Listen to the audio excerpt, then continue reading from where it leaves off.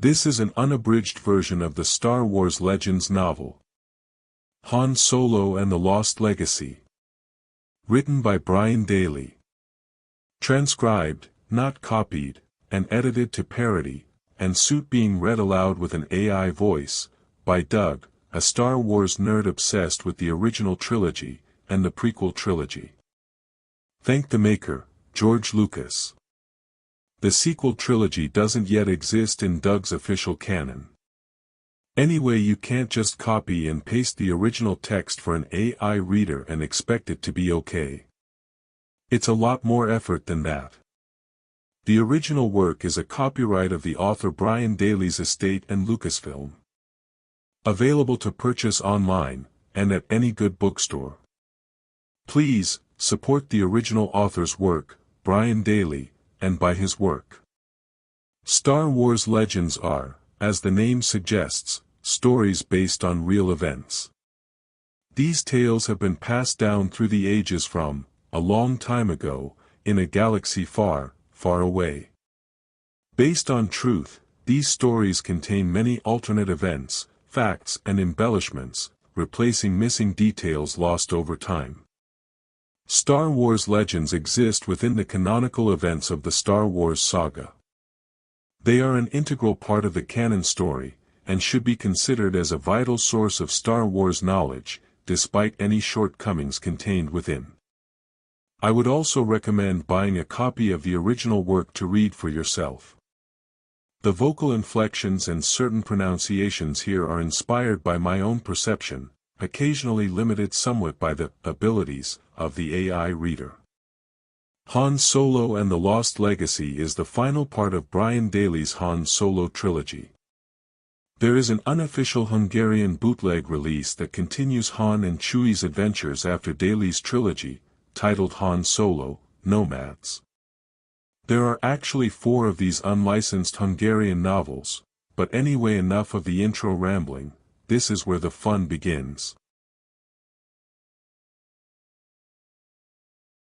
A long time ago, in a galaxy, far, far away.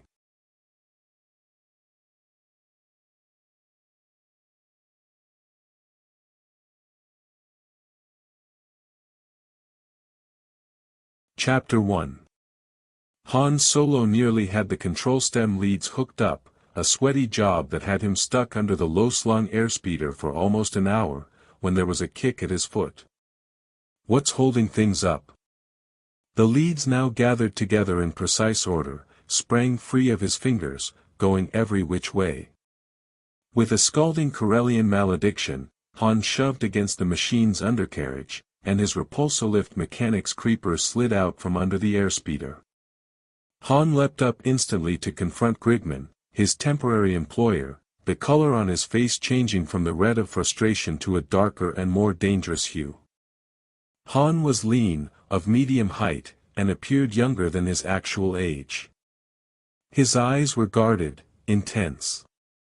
Grigman, tall, broad-shouldered, handsomely blond, and some years younger than Han, either didn't notice his pit crewman's anger or chose not to acknowledge it. Well? What about it? That airspeeder's an important part of my show. Han attempted not to lose his scant temper. Working as pit crewman to Grigman's one-man airshow on a circuit of fifth-rate worlds had been the only job he and his partner, Chewbacca, had been able to get when they found they needed work, but Grigman's unrelenting arrogance made the task of keeping his outmoded aircraft running nearly unbearable. Grigman, Han said, I've warned you before. You put too much strain on your hardware. You could stay well within performance tolerances and still complete every maneuver in your routines. But instead you showboat, with junk heaps that were obsolete when the Clone Wars were news. Grigman's grin grew even wider. Save the excuses, Solo. Will my airspeeder be ready for my afternoon show, or have you and your Wookiee sidekick decided you don't like working for me? Masterpiece of understatement, Han thought to himself, but mumbled, she'll be in the air again if Fat Dupe gets here with the replacement parts. Now Grigman frowned. You should have gone for them yourself. I never trust these useless locals, it's a rule I have. If you want me to use a starship for a crummy surface-to-surface skip, you'll have to pay the expenses up front. Han would sooner trust a local like the amiable, gregarious Fahdup than a shifty deadbeat like Grigman. Grigman ignored the invitation to part with some cash. I want my airspeeder ready, he concluded, and left to prepare for the next part of his performance, an exhibition of maneuvers with a one-man jetpack. Maneuvers any Academy greenie could do, Han thought. These backwater worlds are the only place anyone would pay to see a feeble act like Grigman's. Still, if it hadn't been for Grigman's needing a pit crew, Han Solo and the Wookiee Chewbacca, freelance smugglers, would have been on the hurt vector. He adjusted his sweatband, towed the mechanic's creeper over to him, settled onto it and pulled himself back under the airspeeder. Groping half-heartedly for the control leads, Han wondered just what it was that made his luck so erratic. He had had strokes of good fortune that rivaled anything he had ever heard of, but at other times. He barked his knuckles, swore a mighty oath, and mulled over the fact that only a short time ago he and his Wookiee partner had held the galaxy by the tail. They had defied a slavery ring in the corporate sector, held the authorities' dreaded security police at bay with a territorial manager as hostage, and come out of the deal 10,000 credits richer. But since then there had been needed repairs for their starship, the Millennium Falcon, and monumental celebrations on a dozen worlds as they put the corporate sector behind them. Then there had been ill-fated smuggling ventures, a ruinous try at close-legging in the Kron Drift, a failed military script exchange plot in the Lesser Ploreid Cluster, and more, each adventure bringing a little closer that day when they would find themselves among the needy. So they had ended up here in the Taiyan hegemony, so far out among the lesser star systems of the vast empire that the Imperials didn't even bother to exert direct control over it. In the Taiyan tended to congregate the petty grifters, unsuccessful con artists, and unprosperous crooks of the galaxy. They ran Chuck route, picked up Rala mineral water for the smuggling run to Rampa, swiped, ambushed, connived and attempted in 1,000 ways to fuel careers temporarily at a standstill. Han considered all this as he carefully gathered the leads, once again separating them delicately. At least with Grigman, Han and Chewbacca were paid, once in a while. But that didn't make it any easier to take Grigman's high-handedness. What particularly irritated Han was that Grigman considered himself the hottest stunt pilot in space. Han had entertained the idea of taking a swing at the younger man, but Grigman was a former heavyweight unarmed combat champion. His musings were interrupted by another kick that jolted his boot. The control lead sprang from his hands again. Furious, he pushed off against the airspeeder's undercarriage, jumped off the mechanic's creeper, and combat champion or no, launched himself at his tormentor. And was caught up instantly against a wide shaggy chest in a frightfully strong but restrained hug, and held a half-meter or so off the ground. "Chewie, let go, you big." "All right. I'm sorry." Thick arms, muscled like loops of steel, released him. The Wookiee Chewbacca glared down from his towering height, growling a denunciation of Han's manners, his reddish-brown brows lowered, his fangs showing. He shook a long hairy finger at his partner for emphasis and tried straightening the authority security police admiral's hat perched rakishly on his head, his lush mane escaping from beneath it. The admiral's hat was just about the only thing the two still had from their adventures in the corporate sector. Chewbacca had taken a fancy to its bright braid, snowy white material, glossy black brim and ornate insignia during an exchange of hostages just before their hasty departure from that region of space.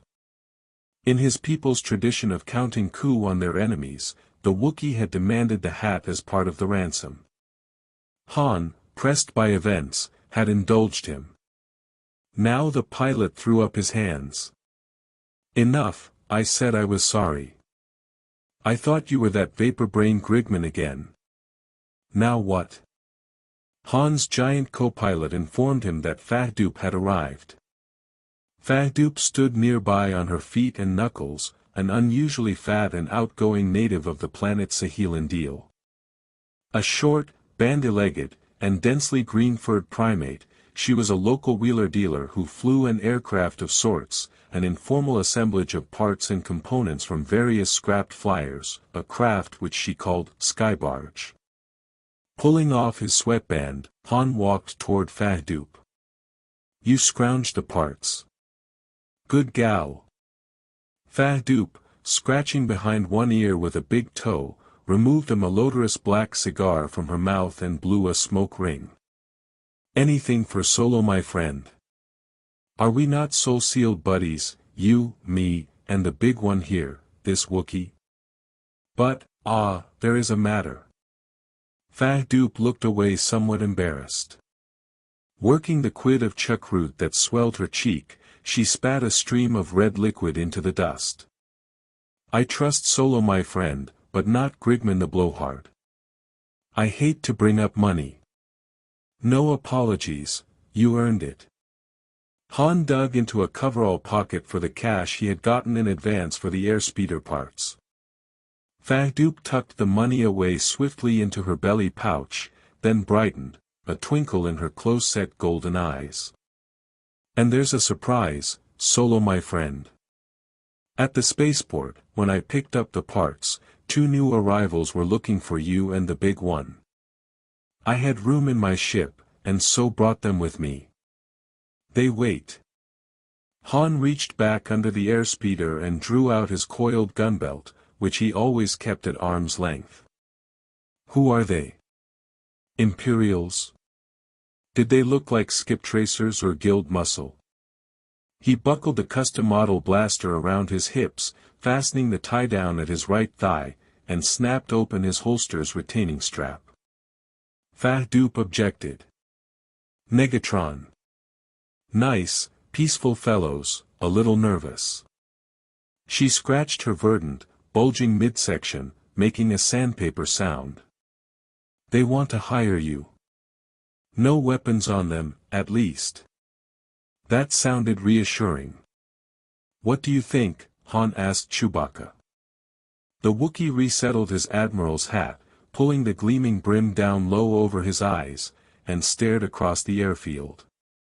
After a few seconds, he barked a syllable of affirmation, and the 3 started off for Fahdup's ship. It was High Festival on Saheelan-Deel, formerly a time of tribal reunions and hunting rituals, then of fertility and harvest ceremonies. Now it incorporated elements of an airshow and industrial fair. Saheelan-Deel, like so many other planets in the Taiyan hegemony, was struggling to thrust itself into an age of modern technology and prosperity in emulation of the galaxy at large. Farming machinery was on display as well as factory robotry. Vehicles new to the wide-eyed Saheelan-Deeli but obsolete on more advanced worlds were in evidence, along with communications and hollow apparatuses that delighted the touring crowd.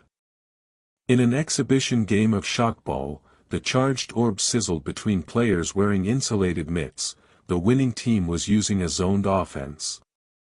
Off in the distance, Grigman was looping and diving in jetpack harness. Just seeing him again put Han in a more receptive frame of mind to meet Fahdup's passengers.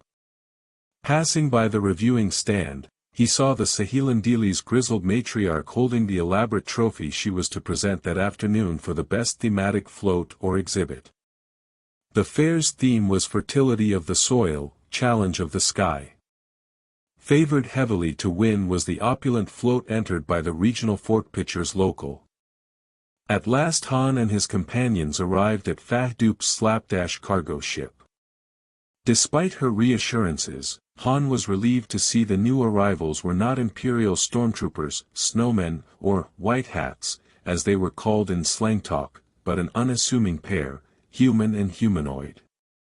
The humanoid, a tall, reedy, purple-skinned type whose eyes, protruding from an elongated skull, held tiny red pinpoints of pupil, nodded at Han. "Ah, Captain Solo. "A pleasure to meet you, sir." He stuck out a thin arm. Han clasped the long slender hand, trying to ignore its greasy skin secretions. "Yes, I'm Solo. What can I do for you?"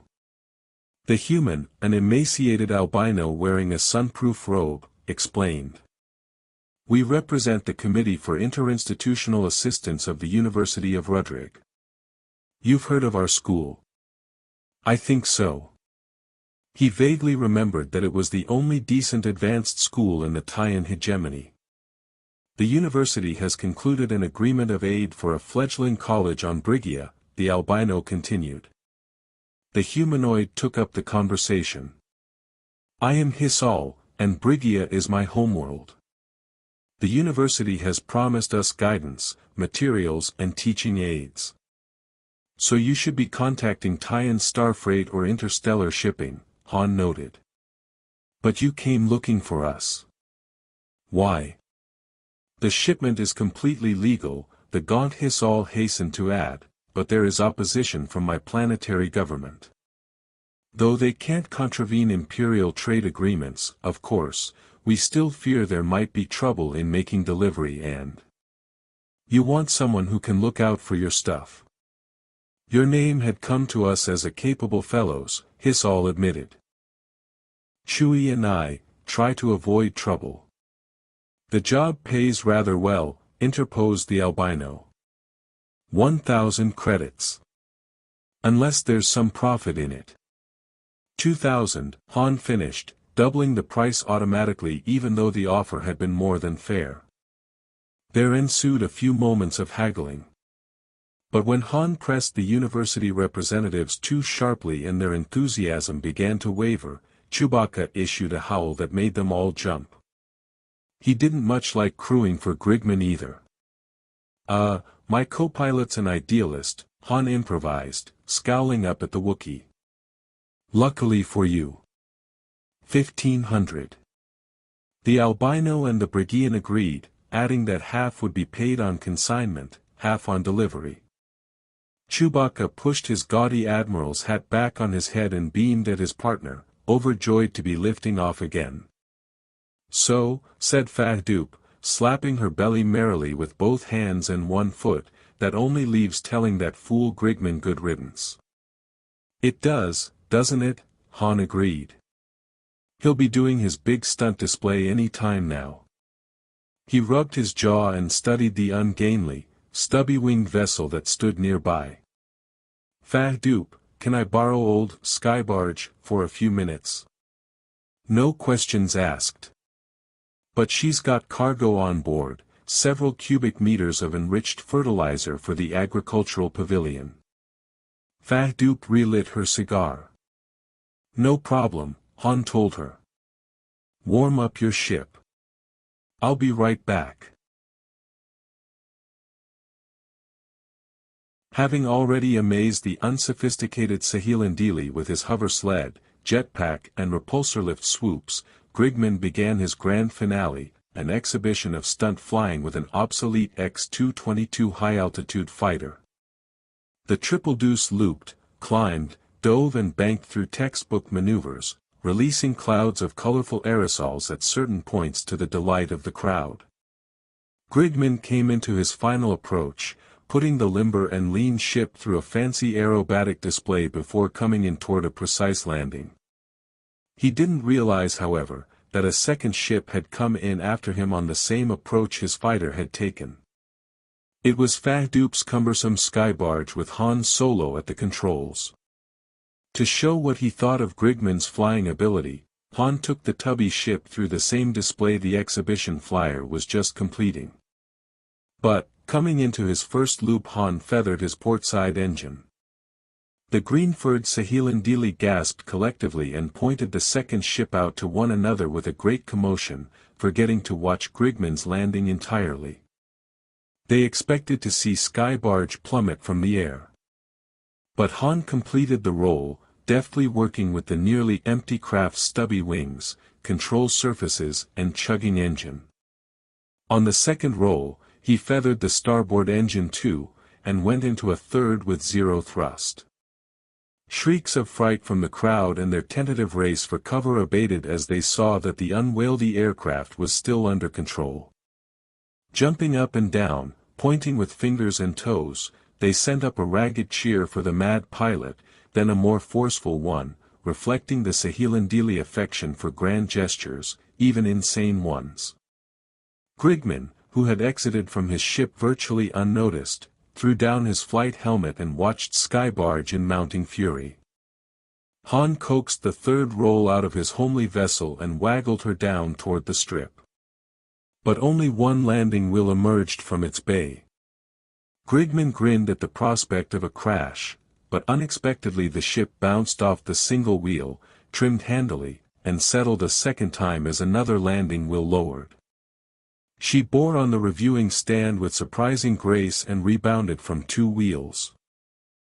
As Skybarge neared the reviewing stand, the crowd parted before her, clapping their hands and feet in high approbation. The ship waggled her tail in mid-air, extended her third and last landing wheel, and rolled cleanly for the reviewing stand.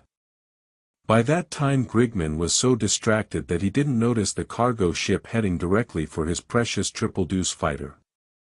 Too late. Slam. He could only dodge out the way as Skybarge rolled by. Han threw a wicked grin at him from the cockpit. Skybarge's high heavy-duty landing gear permitted her to pass directly over the low sleek fighter. With consummate skill, Han flipped open her cargo bay doors and suddenly an avalanche of enriched fertilizer dumped directly into the fighter through the open cockpit canopy.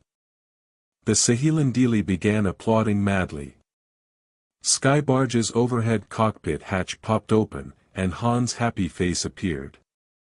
He inclined his head graciously to acknowledge the ovation, as Grigman was being elbowed farther and farther away by the press of the crowd. From the reviewing stand the matriarch's voice wheezed through the crackling public address system. First prize. Trophy to Skybarge for best exhibit, fertility of the soil, challenge of the sky. She waved the tall loving cup as her advisors whistled and stomped their feet in glee. Chapter 2. The Millennium Falcon rested on Brigia's single spaceport landing field. She looked very much like the battered, much repaired, and worn-out stock freighter she was, but there were incongruities. The irregular docking tackle, oversized thruster ports, heavy weapons turrets, and late-model sensor suite dish betrayed something about her real line of work. That's the last of the tapes, Han announced. He checked the offloading on his handheld readout screen as Bolux, the labor droid, stumped past, guiding a repulsor lift hand truck. The automaton's green finish looked eerie in the glow of the irradiators with which the ship was now rigged.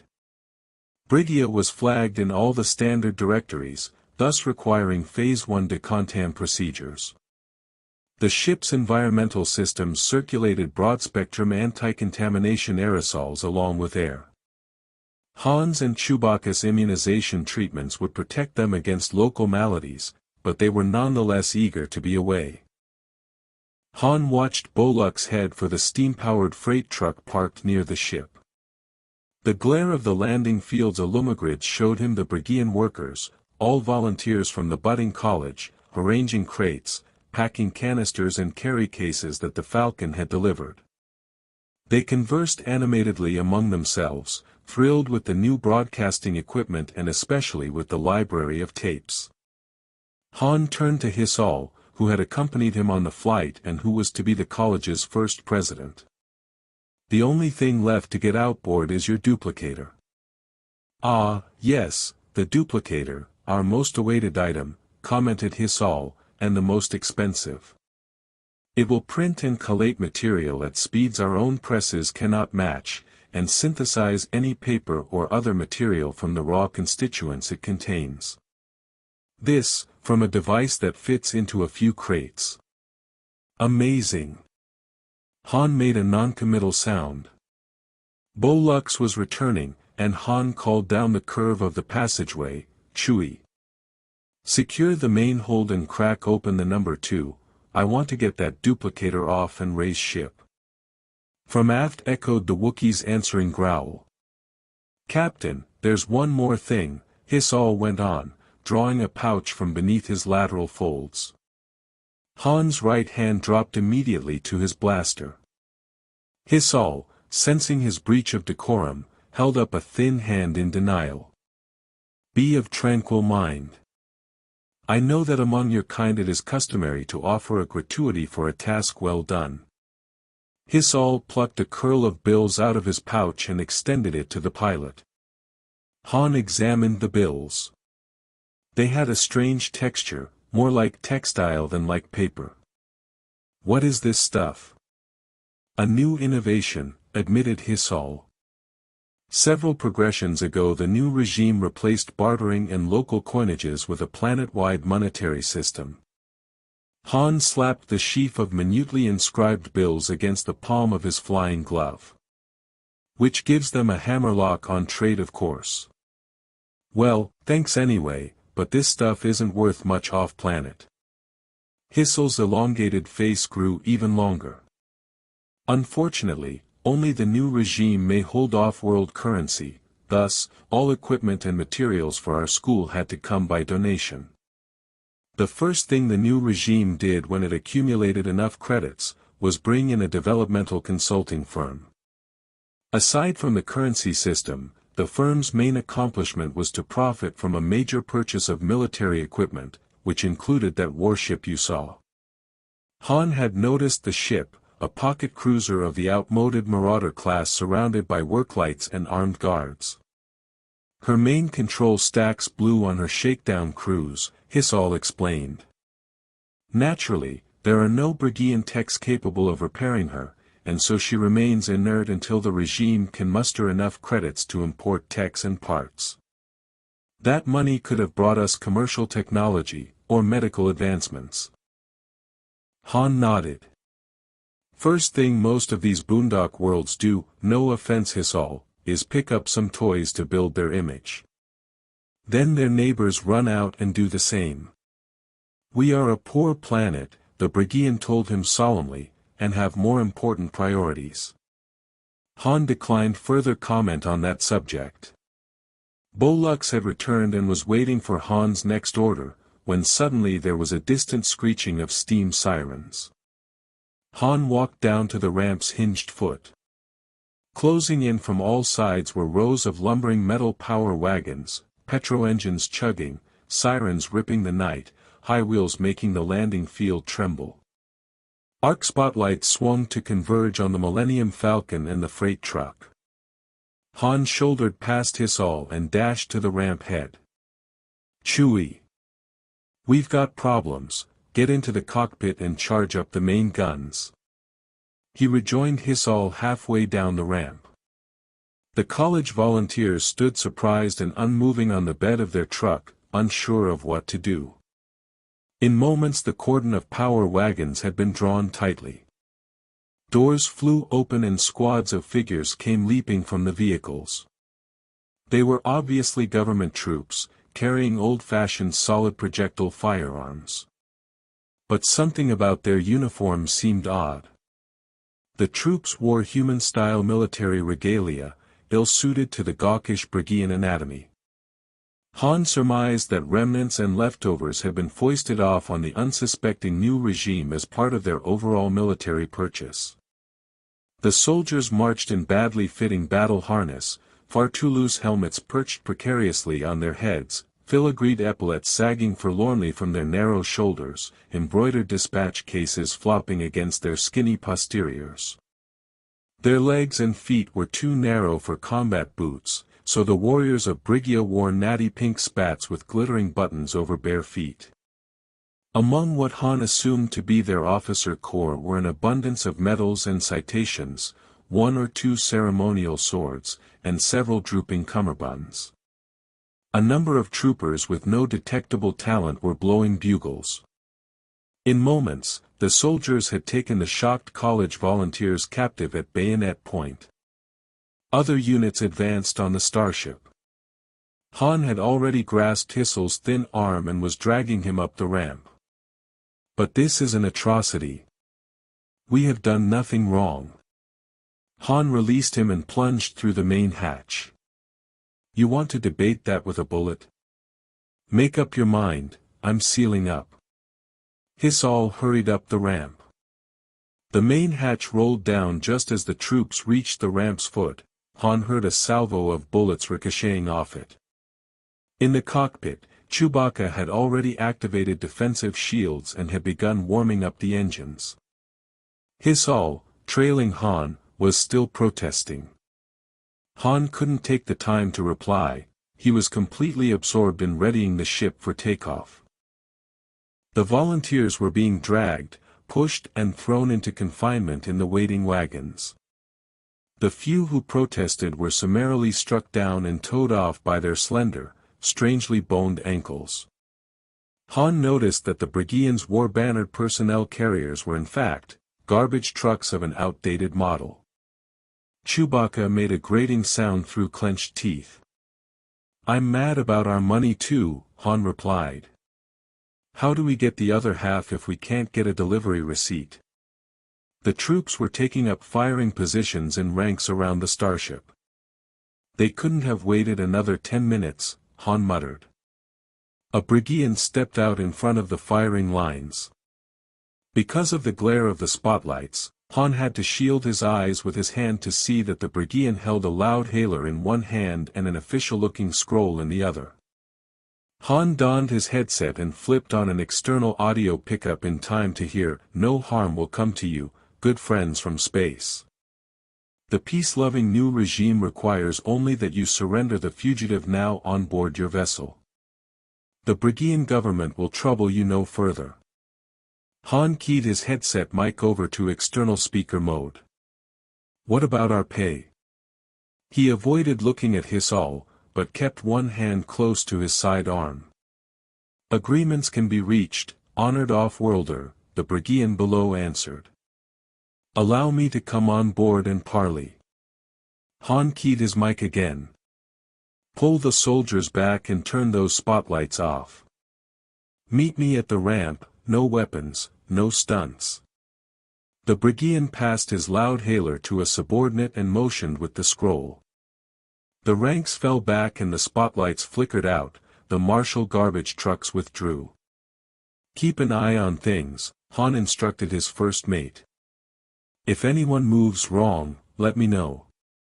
Hiss-all was outraged. "Is it your plan to treat with these hoodlums? Legally speaking, they haven't got a receptacle to sklub in, I assure you." "The courts don't concern us now," Han interrupted, motioning him aside. "Go find a seat in the forward compartment and don't worry, we won't hand you over to them." With great dignity Hiss-all corrected him. "My concern is for my friends." Bo-Lux, the labor droid, was waiting in the passageway, the crated duplicator components loaded on his hand truck. In his measured drawl the automaton asked, "What are your instructions, Captain?" Han sighed. "I don't know. Why is it I never get the easy jobs? Go up forward, Bo-Lux. If I need you, I'll holler." The machine's heavy feet clattered on the deck plates. Chewbacca yowled that the area was clear. Han pulled his blaster. The main hatch rolled up, and at the ramp's foot waited the Brigian. He was taller than Hiss-all, broadly built for his species, his color a little darker than average. He wore a chrome-studded battle harness, rhinestone shoulderboards with dangling brushes at the ends, several colorful aiguillettes, a salad of decorations, and impressive red sequin spats. A plume bobbed from his tilting helmet. Han beckoned warily. The creature marched up the ramp, the scroll tucked under one arm. Han stopped him at the head of the ramp. Shuck the harness and the tin lid and tossed them back down. The creature complied. "Welcome to our fair planet, fellow biped," he said with an effort at heartiness. "I am Inspector Keek, Chief of the Internal Security Police of the very progress-minded new regime of Brigia. He cast his harness and helmet away with a racket of clanking metal. "I figured you weren't the Boosters Club," Han said wryly, making the inspector raise long skinny arms high. He cautiously poked at the security chief's lateral folds to make sure he had no hidden weapons there. Keek wriggled. This close, Han could read Keek's medals.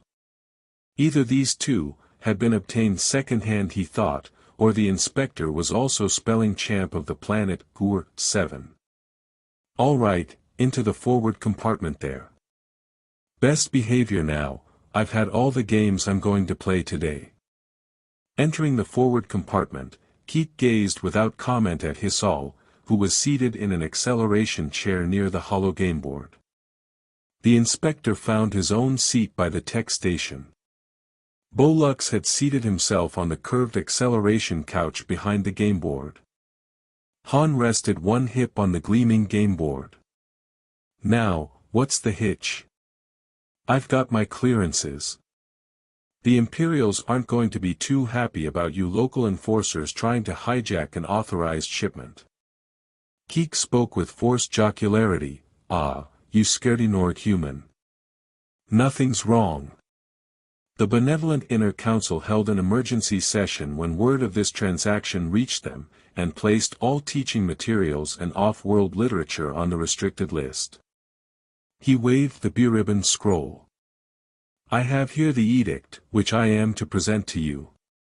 And just who's the flaming Inner Council? Listen, Slim, no little slowpoke world alters Imperial trade agreements.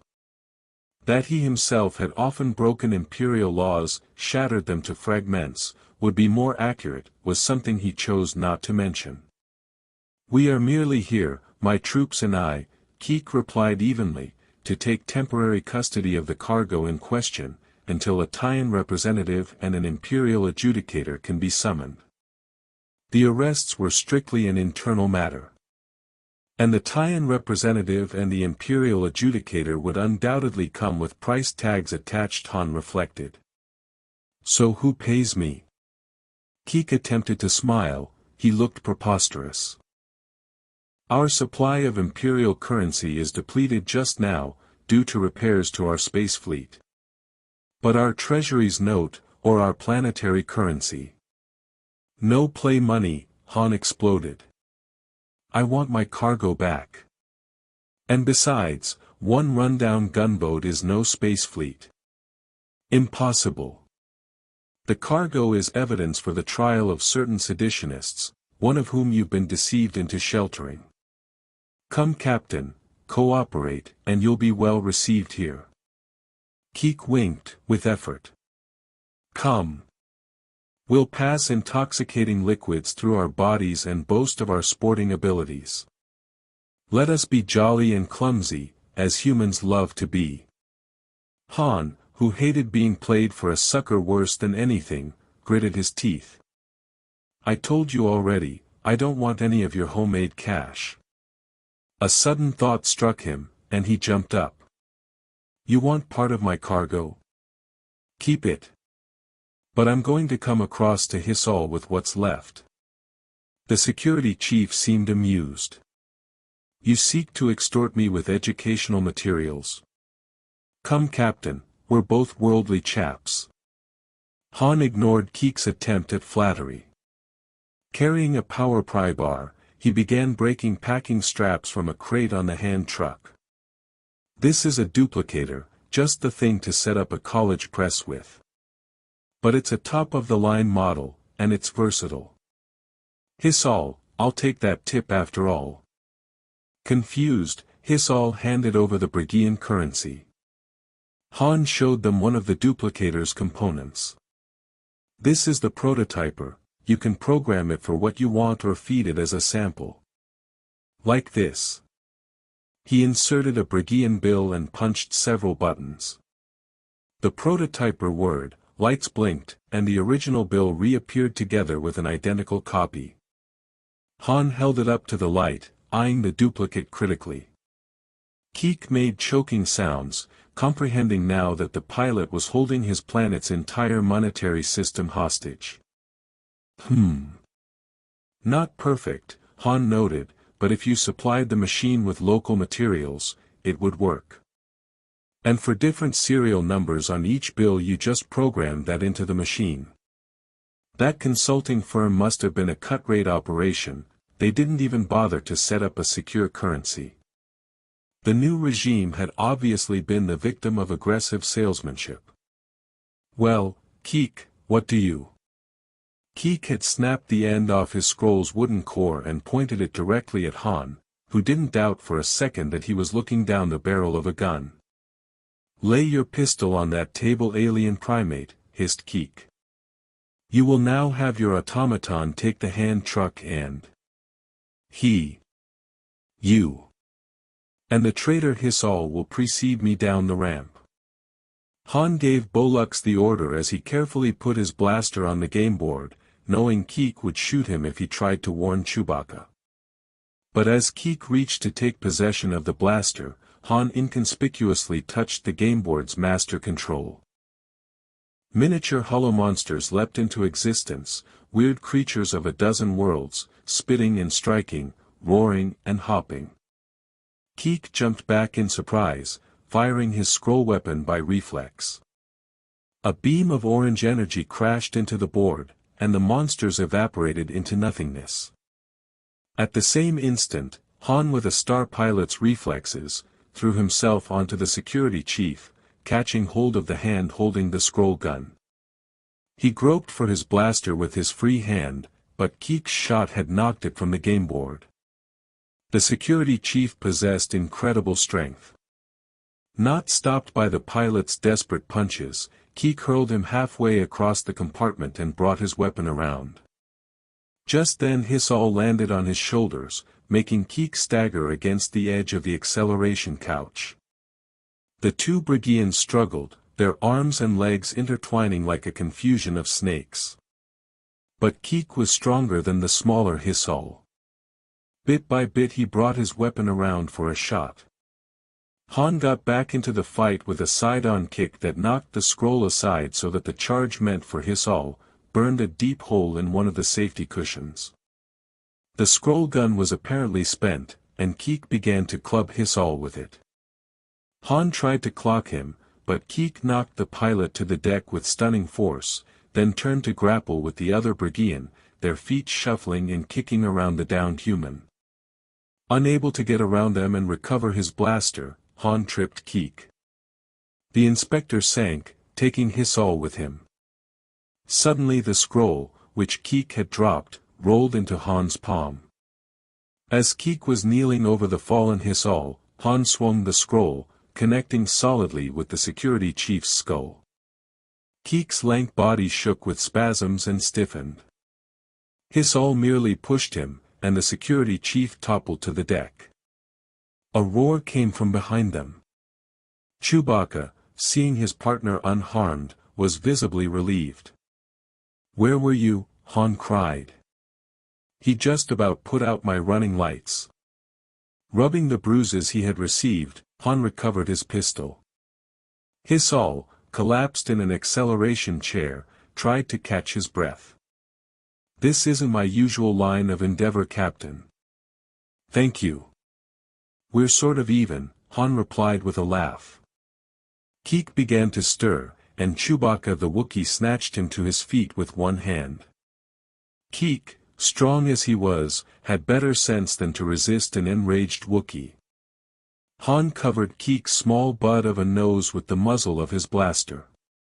The security chief's bulging eyes crossed, watching the weapon. "That little trick of yours wasn't nice, Keek. I hate sneaks even more than hijackers. I want Hissel's people and my cargo back on board this ship in 5 minutes, or else you're going to have the wind whistling through your ears." When Hissel's freed colleagues and the controversial cargo were back on board, Han brought Keek to the ramp's head. "The Empire will hear of this," the Brigian vowed. "It's the death sentence for you." "I'll try not to lose sleep over it," Han replied dryly. With the ship's forged papers he had used this trip, he doubted any law agency would be able to trace him. Moreover, this would be, by the preoccupied Empire's lights, a very minor incident. And do yourself a favor, don't try anything funny when you get clear. There's nothing on this planet with enough firepower to take this ship, but you might make me mad. Keek looked at the other Brigians. What of them? Han sounded casual. Oh, I'll drop them off somewhere away from the noise and the crowds. It's legal, a spacer can contract for a surface-to-surface hop if he wants. We're going to take a long orbit, so Hisal can try out his broadcasting rig, hook it into ship's power systems. Keek was no fool. With that much altitude and power, he'll be reaching every receiver on the planet. And what do you think he'll say? Han asked innocently. Something about what the new regime's pulling. It's nothing to me of course, but I told you pulling a gun on me would be a mistake. I'd be thinking about early retirement if I were you. Chewbacca gave the security chief a shove to start him on his way. Han closed the hatch. By the way, he called over to Bolux, thanks for handing me that scroll during the fight. The droid replied with characteristic modesty. After all, sir, the inspector had said it was for you. I can only hope there'll be no repercussions, Captain. What for? For destabilizing a planetary government to get even for having your ship shot up, sir. Serves them right for cheating, Han Solo declared. Chapter 3. Han stepped into the sunlight of Rudrick's brief afternoon with the balance of his pay safe in his pocket. Around him the spires, domes, towers and other buildings that housed this part of the university stood in harmony with the lacy flowers, thick bold trees and purple lawns. The university made use, in one fashion or another, of the entire planet. Its vast campuses and housing, recreation and field training sectors were scattered over the globe. Students from all over the Taiyan hegemony were compelled to come here or else leave the Taiyan entirely if they wanted advanced education of top quality. Centralization wasn't the best method of offering schooling, Han supposed, but was symptomatic of the languid, inept hegemony. He idly studied passers-by for a moment, noting many species flocking between classes, holding conversations, or playing assorted sports and various instruments. Stepping gingerly across a broad boulevard between rolling service automata, quiet mass transit vehicles, and small ground-effect cargo transporters, he ascended a low-access platform and boarded a local passenger beltway. It zipped him along between huge lecture halls and auditoriums, theaters, administrative buildings, a clinic and a variety of classroom configurations. Reading the glowing route markers and recalling the coordinates he had memorized from a holomap, he stepped off the beltway again at that sector spa, an annex of its sprawling recreation center. He had just started for the spa when he heard a voice. "Hey there, Slick." Han hadn't gone by that nickname in many years. Still, as he turned he kept his right hand high and near his left lapel. Though the carrying of weapons was prohibited on this quiet world, having one, Han's pragmatic philosophy ran, was a risk he was willing to take. His blaster was suspended slantwise, grip lowermost, under his left armpit and was concealed by his vest. Badur. His right hand moved away from his blaster and closed in a grip on that of the old man who had called him. He used Badur's own nickname, Trooper. "What are you doing here?" The other was a big man with a full head of hair going white, a sly squint, and a belly that had come to overlap his belt in recent years. He stood half a head taller than Han, and his grip made the younger man wince. "Looking for you, son," Badur responded in the gravelly voice Han recalled so well. "You're showing up good, Han, real good. It must be a Wookiee's age since I've seen you. Which reminds me, how is Chewie? I was trying to find you too, and they said at the spaceport that the Wook rented a ground coach and left word for it to be dropped off here." Badur, trooper, was a friend of long standing, and he seemed to have come on hard times. Han tried not to take notice of his faded, patched laborer's tunic and trousers, or the scuffed and torn work boots. Still, Badur had held on to his old flight jacket, covered with its unit insignia and theater patches, and his jaunty sweat-stained beret with its fighter wing flash. "But how'd you know we were here?" Badur laughed, his belly rolling. "I keep track of landings and departures slick. But in this case I knew you were coming." Much as he liked this old man, Han was suspicious. "Maybe you'd better tell me more, Badur." He looked pleased with himself. "How do you think those university types got your name, son? Not that it doesn't get around as is. I heard about that stunt at the Saheelan Dili air show, and some rumors from out in the corporate sector, and something about water smuggling down the Rampa Rapids. I was here tracking down a few things on my own and heard someone was asking about capable skippers and fast ships. I passed your name along. But before we go into that, shouldn't you be saying hello to my business partner here?" Han had been so preoccupied that he had ignored the person standing beside Badur. Chiding himself silently for this unusual lapse in caution, he looked her over. The girl was short and slender, not long into womanhood, with a pale face and disorderly red hair that hung limply. Her brows and lashes were so light that they scarcely showed. She wore a drab, baggy brown outfit of pullover and pants, and her shoes appeared to be a size too large. Her hands had seen hard work. Han had met many men and women just like her, each bearing the stamp of the factory drone or mining camp worker, lowest echelon tech or other toiler. She in turn studied him with no approval whatsoever. "This is Hasti," Badur said. "She already knows your name." Indicating the flow of beings moving around them to and from the busy spa, he gestured that they continue toward the entrance. Han acceded, moving slowly, but a sideways slide of the older man's eyes confirmed something. "What do I watch for?" he inquired simply. Badur laughed and said, more to himself than to Han or Hasti, "Same old Han Solo, a one-man censor suite."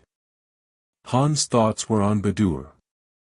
The man had been his friend many years before, and his partner on various enterprises a number of times since.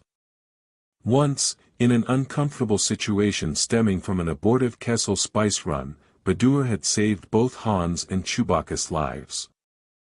That he should have sought them out here could mean only one thing. "I won't waste your time, kid," Badur said. "There are some that would like to see my hide hung out to dry.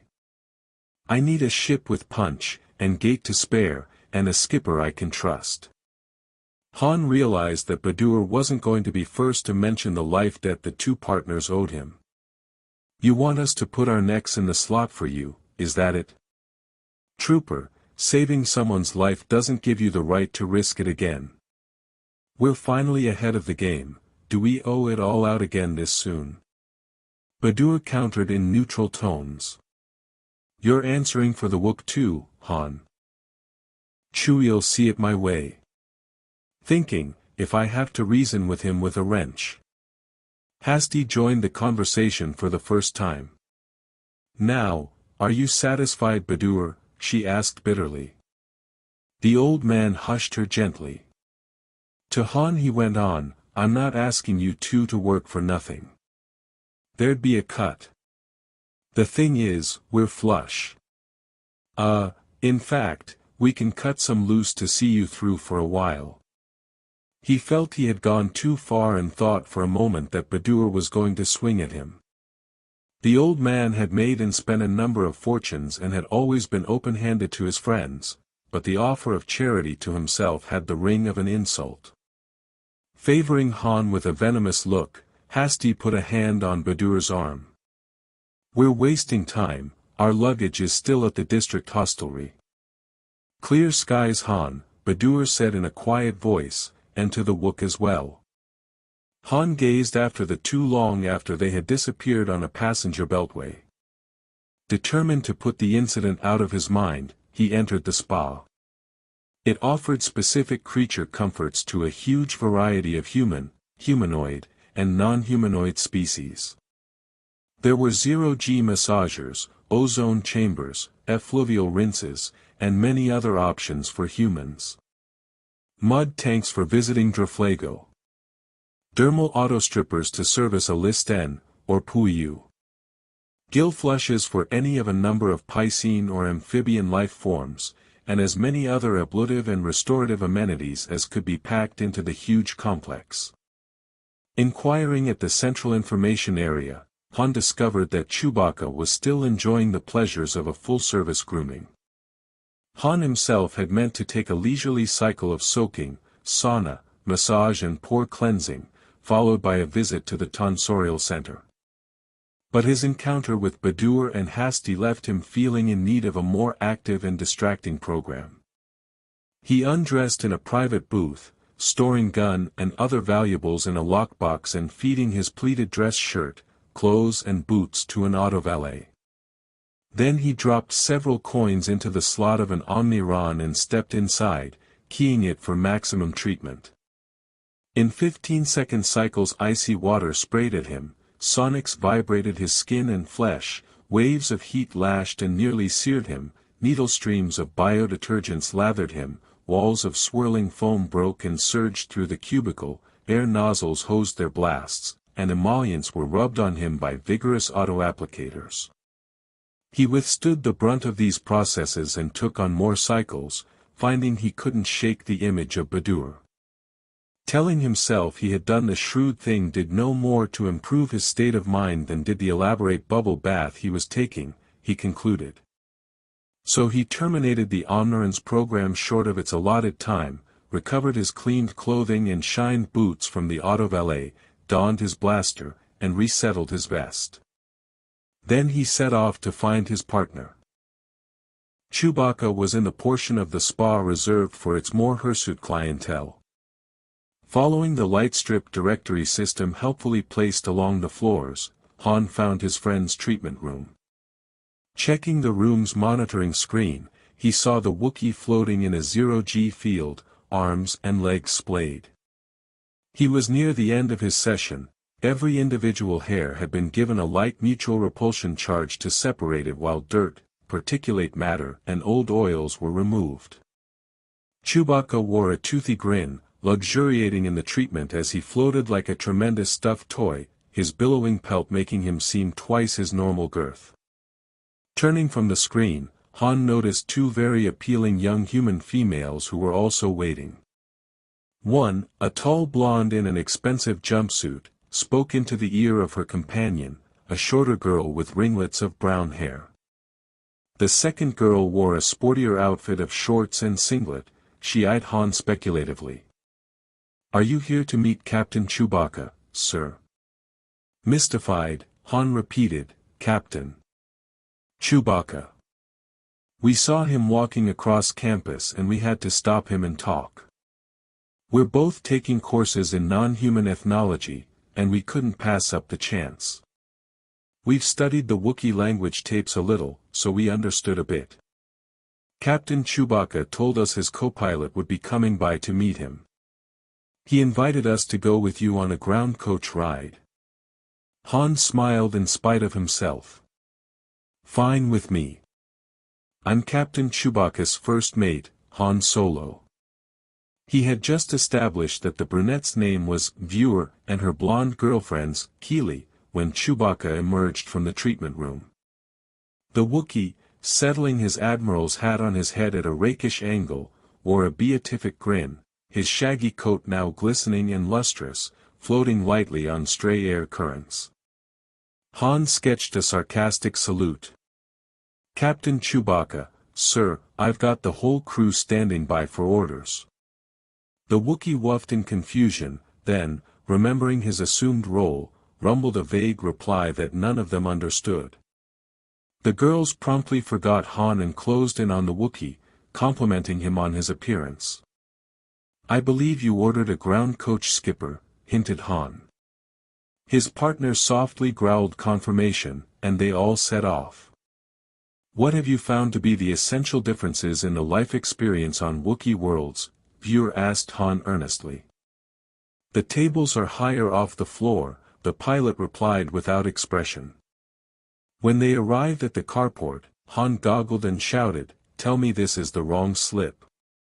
Keely and Viewer were delighted, while Chewbacca beamed fondly at the vehicle he had selected. It was over 8 meters long, wide, and low to the ground.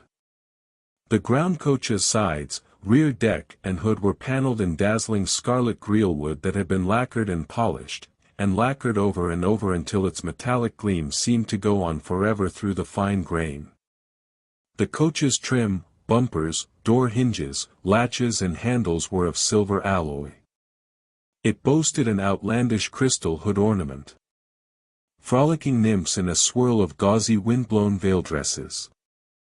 The driver's seat was open to the weather, but just behind it and a luggage well was an enclosed passenger cab, also paneled in greenwood, complete with elaborate hanging road lamps, tasseled bunting and running boards and handrails on either side for footmen.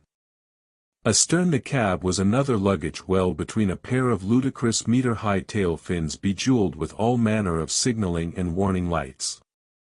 From the coach's primary and secondary antenna whips fluttered 2 pennants, several streamers, and the furry tail of some small luckless animal. "Too austere," Han muttered sarcastically, but he couldn't resist popping the coach's hood. A massive, fiendishly complicated engine squatted there. But Chewbacca quickly silenced Han's denunciations and amazed the 2 girls by throwing open the cover of the midship luggage well. It contained, due to his thoughtful arrangement, a heroic picnic lunch. Keely and Viewer had piled into the driver's compartment, investigating controls, dials, the sound system and stowage drawers. Chewbacca was running an adoring palm over a quarter panel when Han blurted out, "I bumped into Badur today, just as I was coming into the spa." Forgetting everything else, Chewbacca barked a question. Han glanced away. "He wanted to hire us, but I told him we didn't need the work." Then he felt compelled to add, "Well, we don't, do we?" Chewbacca howled furiously. The 2 girls studiously ignored the argument. "What do we owe Badur?" Han hollered back. He made a business offer Chewie. But he knew better. Wookiees will honor a life debt over anything else. He'll never walk away from it, Han thought. Chewbacca growled another angry comment. "What if I don't want to?" "Are you going to go after him without me?" Han asked, knowing what the answer would be. The Wookiee regarded him for a long moment, then uttered a deep growl. Han opened his mouth, closed it, then finally answered. "No, you won't have to. Get in the bus." Chewbacca yipped, knuckled Han's shoulder, ambled off around the coach's stern, and climbed in. Han slid into the driver's seat and swung his door shut. "Captain Chewbacca and I have to go track down a pal," he told Keely and Viewer brusquely. Then to himself he added, "I knew this would happen, I never should have told Chewie. So why did I?" Keely, twirling blonde hair around one finger, smiled. "First Mate Solo, what should we talk to the captain about?" "Anything. He just likes to listen to people talk." Han gunned the engine and expertly pulled the powerful coach out of its parking slip. "Tell him how he's ruining a great afternoon," Han encouraged her, then smiled. "Or sing some off-color ditties, if you know any." Keely eyed the contented Wookiee uncertainly. "He likes those." Han smiled engagingly. "No. I do." Chapter 4. Remembering that Hasti, the young woman with Badur, had mentioned the district hostelry, Han zoomed off in that direction. The scarlet monstrosity of a coach, riding its low ground effect cushion, handled smoothly and responded well for its size. One long arm along the back of the driver's seat, Chewbacca tilted his admiral's cap down and listened while Keeley and Vure described the life of an undergraduate student of non-human ethnography. They didn't have to enter the hostelry. Badur and Hasty were waiting at an intercampus shuttle skimmer stop near the building. Han pulled over to the curb with a belch of braking thrust, and he and Chewbacca jumped out, followed by the two girls. The Wookiee hugged the old man, giving out joyous sounds. Hasty regarded Han coolly. Attack of conscience. Han angled a thumb at the Wookiee. My partner's a sentimental fellow. Do you feel like telling us what we're getting into? Indicating Vure and Keeley with a slight nod, Badur cleared his throat meaningfully. Vure took the hint and dragging the tall blonde with her, was suddenly inspired to inspect some nearby foliage. In confidential tones Badur asked Han, "You must have heard of the ship called the Queen of Ranrun?" Chewbacca quivered his nose in surprise, and Han's eyebrows shot up. The treasure ship? The story they used to put kids to bed? Not story, Badur corrected, history.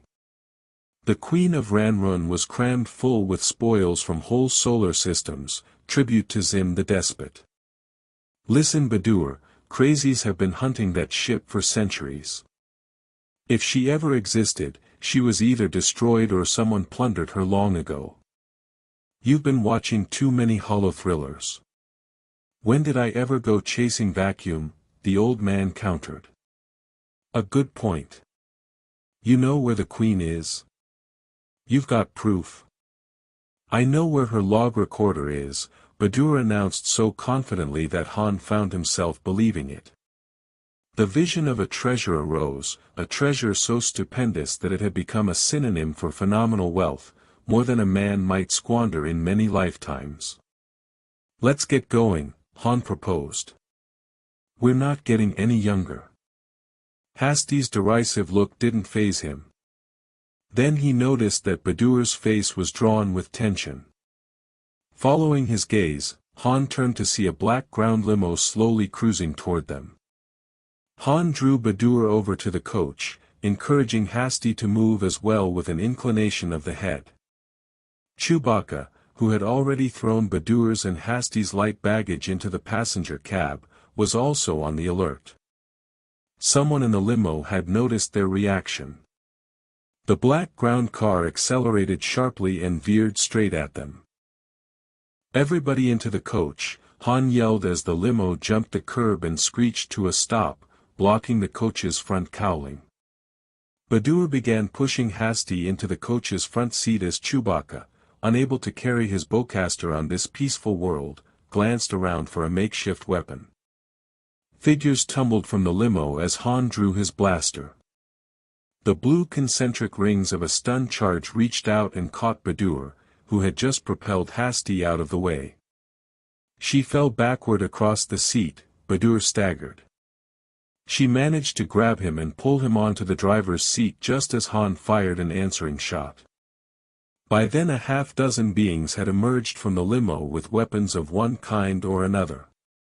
Han's hasty return shot caught the stun gunner, a red-beaked humanoid, in its long feathered arm. Two male humans armed with needle beamers ducked as Han's shots shattered two of the limo's windows. The assailants, seeing that they had a fight on their hands, made a general migration toward the ground. Chewbacca was clambering over the midship luggage well, to help Hasty when she, hanging on to Badur with one hand, kicked the engine over and threw the scarlet coach into reverse. Two of the attackers who had been closing in, found themselves pouncing on empty air. With a tremendous bump, the coach climbed the curb in reverse. Chewbacca had to cling to a decorative lantern to save himself, and Han jumped aside to keep from being run down, as Hasty hit the braking thrusters, kicking up clots of purplish turf and exposing the rich gray soil of Rudrig. Well, pile on Solo, she shouted at Han.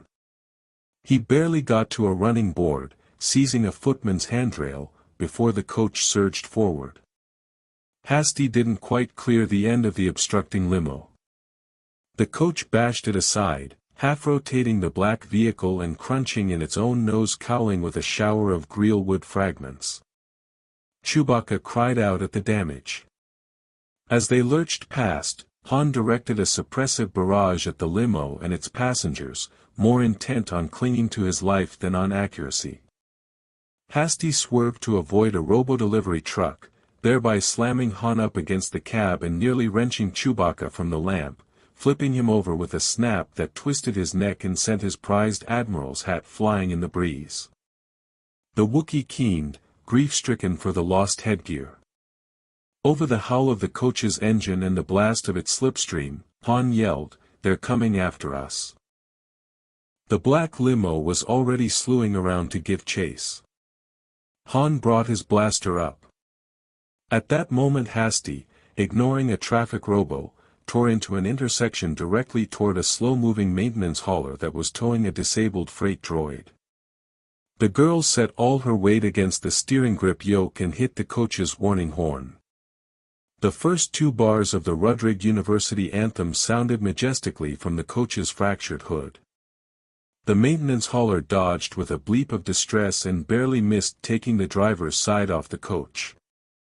The coach streaked straight down the thoroughfare now. Holding his abused neck stiffly, Chewbacca began inching forward again in order to take over the driving duties. A double column of students and visitors on an orientation tour chose that moment to enter a crosswalk, and Hasty hit the braking thrusters. Chewbacca flew headfirst into the driver's compartment and hit the floor, his feet sticking up into the air. But even under those conditions, he had the presence of mind to notice that Badur wasn't completely aboard, and he clutched the stunned man's clothing to tug him into the coach. Hasty noticed her companion's dilemma and gave the coach a snappy cut so that the passenger door swung shut. Though hampered by wires of pain lancing through his neck, the Wookiee began extricating himself. Just astern, Han had managed to pull himself inside the passenger cab and saw that the limo was closing in rapidly. He smashed the cab's crystalline rear window with a hard blow from his blaster. It cracked in webs, split and fell away. Clearing away the shards, Han leaned his forearms across the empty sill. The coach's bouncing made the macro sights useless, so he waited for a clear shot. Chewbacca had hauled himself up and was yelping loudly at Hasty and gesturing madly. She somehow understood his meaning and hit the couch adjustment controls, which started up the servomotors. Hasty held tightly to the control stem as the couch moved from under her, leaving her in a tense stoop. The Wookiee slid in behind her, whisked her out of the way, then took over the controls. Hasty turned at once and saw to her relief that Badur was unhurt. He was already stirring, throwing off the stun charge's effects. The Wookiee proceeded directly through an intersection without benefit of right-of-way, aware that the limo, still chasing the coach, was zooming along between towering buildings. Taking a fast curve, Chewbacca came abruptly up to a road repair site. Far back in the mirror's reflection he could see the limo closing in. He gunned the engine, bursting through Illumi-panel markers, smashing warning light banks aside, and hurling two robo-flag wavers, still diligently waving their flags, several meters into the air. But his hopes for a safe route through the site were dashed when he rounded the turn. The roadbed had been excavated completely, side to side, the shoulders torn up right up to the building faces.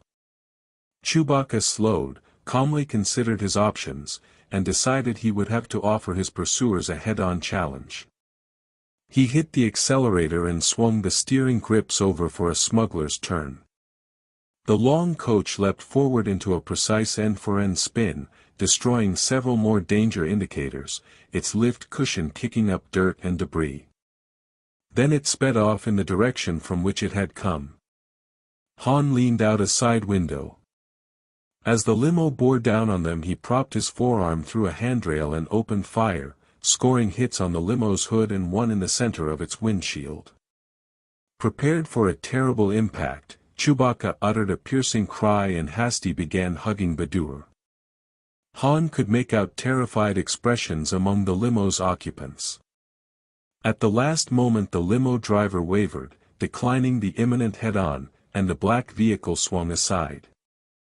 Ripping through a dense mullinite lattice sculpture of thick creepers, slewing across a stretch of purple lawn, and, after bowling aside several long planters and snapping support columns, the limo ended up on a portico outside the local curriculum committee headquarters. Chewbacca brayed his delight, but Han called a warning as the limo started up again. Chewbacca, glancing at the several rear-view mirrors and single aft view screen, made a hard right turn to high speed by dint of sheer strength applied to unwilling controls. The coach's left side rose, and the Wookiee took advantage of his momentum to snag another quick right into a side avenue, hoping to break off the chase. Unfortunately, he had swung the long coach onto the up-ramp of a major ground transport artery. But he had the presence of mind to apply a Han Solo adage, when it won't help to slow down, pour it on. So he slapped toggle switches for full boost and auxiliary guidance thrust. The immediate problem was a refuse collection robo-dumpster making its way up the ramp. Its cyberpilot system was in a quandary over this unusual obstruction. Chewbacca, still exploiting centrifugal force, hit his offside thrusters and took the ground coach full tilt against the ramp's safety fence. The fence, part of a traffic control design scheme based on very forgiving systems, gave and bent outward as the Wookiee barreled along with half the coach on the ground, half up on the wilting fence. Han, dragging himself up off the cab floorboards, took one look ahead and hit the deck again. The robo-dumpster edged toward the opposite side of the up-ramp and the two weighty vehicles passed each other. The coach had lost its outermost rear-view mirror post, and part of the picnic lunch, and debris from the jostled dumpster was splattered across its meter-high red tail fins. Chewbacca was baying in utter exhilaration, an ages-old Wookiee war cry. Hasty had just finished fastening a seatbelt across herself and Badur when the coach roared onto the main artery. Seeing that he was heading the wrong way on a high-speed road, the Wookiee hugged the outside wall while he assessed his situation. He kept one finger on the horn button, sounding the first two bars of the anthem over and over. All factors considered, Chewbacca felt things were going fairly well. Han, back in the passenger cab, held a somewhat different opinion. The black limo had taken advantage of Chewbacca's descent and was still on their tail. The intercom wasn't working, so Han pushed up the cab's forward window and shouted, "They're still on us." The Wookiee growled an irritated reply, then spotted his opening. He turned the steering grips with such emphasis that the yoke groaned on its stem, threatening to snap. But the coach managed to fishtail across 3 lanes of oncoming traffic, and Chewbacca hung in the center lane while awaiting shifts in the configuration of the traffic. Automatic safety systems had taken notice of the potential massacre, and suddenly sequential warning lights began to flash, cautioning other drivers where the danger lay. Overhead illumi markers and danger panels began flashing along the way, and those vehicles operating under auto-control were brought to a halt at the shoulder by traffic central override. Meanwhile Han, clinging to the rear window frame, saw the limo coming on. Its driver was having an easier time, following the trail the Wookiee had blazed. Han braced his right shoulder against one side of the frame and his left hand against the other to draw a steady aim. Just as he fired, Chewbacca, having lined up another gap in the oncoming traffic, hauled at the steering grips and cut hard for the center divider. Han's shot went wild, blowing a small hole in the tough fusion-formed road. Chewbacca came at the divider as directly as he could, aware that it was built to resist collision. He hit it with the coach's accelerator open, keeping his enormous foot down hard on emergency boost auxiliaries. The engine wailed. Hasty clung to Badur. The coach burst through a double retaining rail, taking 2 lengths of railing with it. Chewbacca then swooped up the sloped center abutment, 2 lanterns fell from the coach, and its curved feelers, he noticed, had been sheared off. Han tangled both fists into embroidered safety belting and set his feet against the cab's front wall. The coach shot through the fence at the top of the abutment, the durable link stretching, then bursting with a titanic jolt that sent the remainder of the picnic lunch arcing into the air. Crashing down the abutment and through a second section of railing, they bounced into the traffic lanes now headed in the appropriate direction, if at a legal velocity. Maneuvering smartly, the Wookiee avoided any other collisions. The coach sped along, intermittently shedding trim and pieces of smashed grillewood. Glancing out a side window, Han found himself the object of the surprised scrutiny of a gowned senior professor, a stock-eyed creature in a robo-hack. Chewbacca accelerated and left the hack behind. Less than a minute later, the black limo appeared at the crest of the abutment and descended through the swath of destruction left by Chewbacca. It too slid into the traffic lanes. A man holding a long needle-beam rifle in his hands, stood up and poked his head and arms through the sunroof. Han left the cab, swung from the handrail with one foot on the running board, and dove into the driver's compartment. "We've gone and made them mad," he hollered. "Escape and evade old buddy." But even as Han exhorted his partner, Chewbacca was throwing the coach through zigs and zags, ignoring lane divider illumi strips, applying full power, though a disconcerting black smoke had begun to roil from the vehicle's engine. At last, the rifleman, his eye at his weapon's scope, fired. A needle beam sizzled at one of the scarlet tail fins, setting the lacquered wood afire and shearing off its tip as taillight circuitry blew. Han stood up, one hand firmly on the windshield and blaster gripped in the other. He replied with a hurried shot of his own. The bolt splashed harmlessly onto the pavement. A second rifle beam hissed through the cab. "Get us out of here before they cut us in half," Han yelled to his first mate. Smoke from the hood now roiled more thickly. The Wookiee spun the steering grip yoke, veering and putting an enormous robo-freight hauler between the coach and the limo.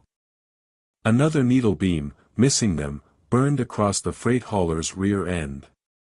The last view Han had of the limo was of its driver trying to maneuver for another clear shot.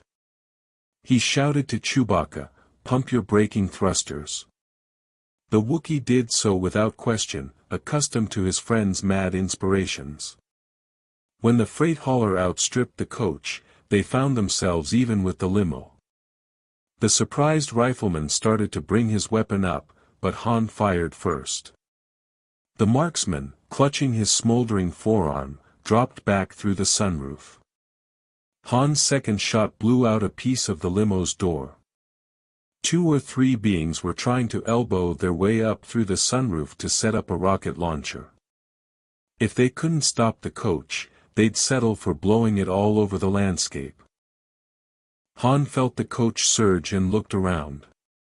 Directly in front of them was the freight hauler, its long rear gate bouncing on the road. Its bed was half empty, a pile of construction rubble heaped against the front wall. An overpass loomed in the distance. Han quickly grasped his first mate's plan, holstered his weapon, and clung to Badur and Hasty for his life. The coach jumped up the hanging rear gate, engine pouring black smoke, auxiliary thrusters overloading. Chewbacca pumped braking thrusters once to time his maneuver, then hit full power and the front lift thrusters designed to help the coach negotiate low obstacles. The coach shot up the pile of rubble at the front of the cargo bed and soared into the air, the Wookiee plying his controls frantically. Then the overpass was beneath them, and through some miracle it was unoccupied just then. The coach hit with an impact that collapsed its shock absorption system, burned out its power routing, broke all the remaining lanterns and shattered the cab windows. It slid, then ground to a halt against the overpass sidewall, crumpling its hood and popping its doors. Coughing, Han and his first mate pulled Hasty and Badur from the wreckage. The black limo was already far down the road, forced along by the flow of traffic. Chewbacca, surveying the demolished ground coach sorrowfully, sniffled and moaned to himself. Wiping her eyes and choking, Hasty wanted to know, whoever told you two morons you could drive? Then, noticing Chewbacca's gloomy look, asked, what's wrong with him? He figures he'll have a hard time getting his deposit back, Han explained. Police ground cruisers and aircraft converging under traffic control's direction were already beginning to gather farther down the highway. Since Chewbacca had elected to leave the road in a unique manner, it would probably take the local authorities some time to piece together what had happened. Chapter 5. Quiet down and sit still. Han took a firmer grip on his first mate's head. The Wookiee, seated in a rump-sprung sweat-stained acceleration chair in the Millennium Falcon's forward compartment, stopped squirming but couldn't stifle his whimpers. He knew his neck injury had to be tended right away. Han, standing behind him, shuffling for a better stance, held his friend's chin clamped in one elbow. He pushed the palm of his hand against the Wookiee's skull. How many times have I done this now? Stop complaining, Han began to apply pressure again, twisting Chewbacca's head up and to the left. The Wookiee dutifully fought the urge to rise, crimping his long fingers on the arms of the acceleration chair. Meeting resistance, Han drew a deep breath and without warning, yanked the thick-maned skull with all his might. There was a cracking and popping, Chewbacca yipped and snuffled pitifully. But when Han ruffled his friend's fur compassionately and stepped back, the Wookiee rubbed his neck and moved his head without pain. He immediately went off to prepare the starship for liftoff. If you're through ministering to the afflicted doctor, Hasty said from her seat by the game board, it's time we got a few things settled. Leaning against the tech station, Han agreed. Let's put them on the table and see what we've got. Badur, fully recovered from the stun charge, was sitting next to Hasty. To avoid conflict, he took over. I met Hasty and her sister Lanny, at a mining camp on a planet named Del-Alt, here in the Taiyan hegemony. It was a small plunder operation, I was contract labor there. He ignored Han's surprise. Things have been worse than I thought for him, the pilot realized. And things weren't too much better for them, Badur went on. You know how those camps can be, and this one was about the worst I've seen. We three, sort of watched out for one another. Lanny had a pilot's guild book and flew a lot of work runs, surface-to-surface stuff. Somewhere she had picked up a log recorder, one of the ancient disk types. No ship has used one in centuries. She couldn't read the characters, of course, but there was a figure most beings in this part of space know, the Queen of Ranrun. How'd a log recorder get to Del-Alt? That's where the vaults are, Badur said, and that brought some history back to Han. Zim the Despot had left behind legends of whole planets despoiled, of mass spacings of prisoners and other atrocities. And Zim the Despot had ordered that stupendous treasure vaults be built for the tribute to be sent him by his conquering armies. The treasure never arrived, and the vacant vaults, all that remained from Zim's reign, were a minor curiosity generally ignored by the big busy galaxy. Are you telling me the Queen made it to Del-Alt after all? Badur shook his head. But somebody made it there with the log recorder disk. The disk is in a lockbox in the public storage facility that set up operations in the old vaults, Hasty told him. My sister was afraid it would be taken from her, for the mining company runs surprise inspections, barrack searches and sensor frisks. So she diverted course on a freight run and made the deposit. How'd she get it in the first place? And where is she now? Han saw the sobering answer on both their faces and wasn't surprised. The opposition, he had already learned, was in deadly earnest. He abandoned the subject. So, off to Del-Alt before that rental agent comes looking for his ground coach. But Badur, slapping his ample belly, announced, we have one more crewman coming. He's on his way now. I cancelled our public carrier reservation so the line will refer him directly here. Who? What do we need him for? Han was reluctant to involve too many in this treasure hunt.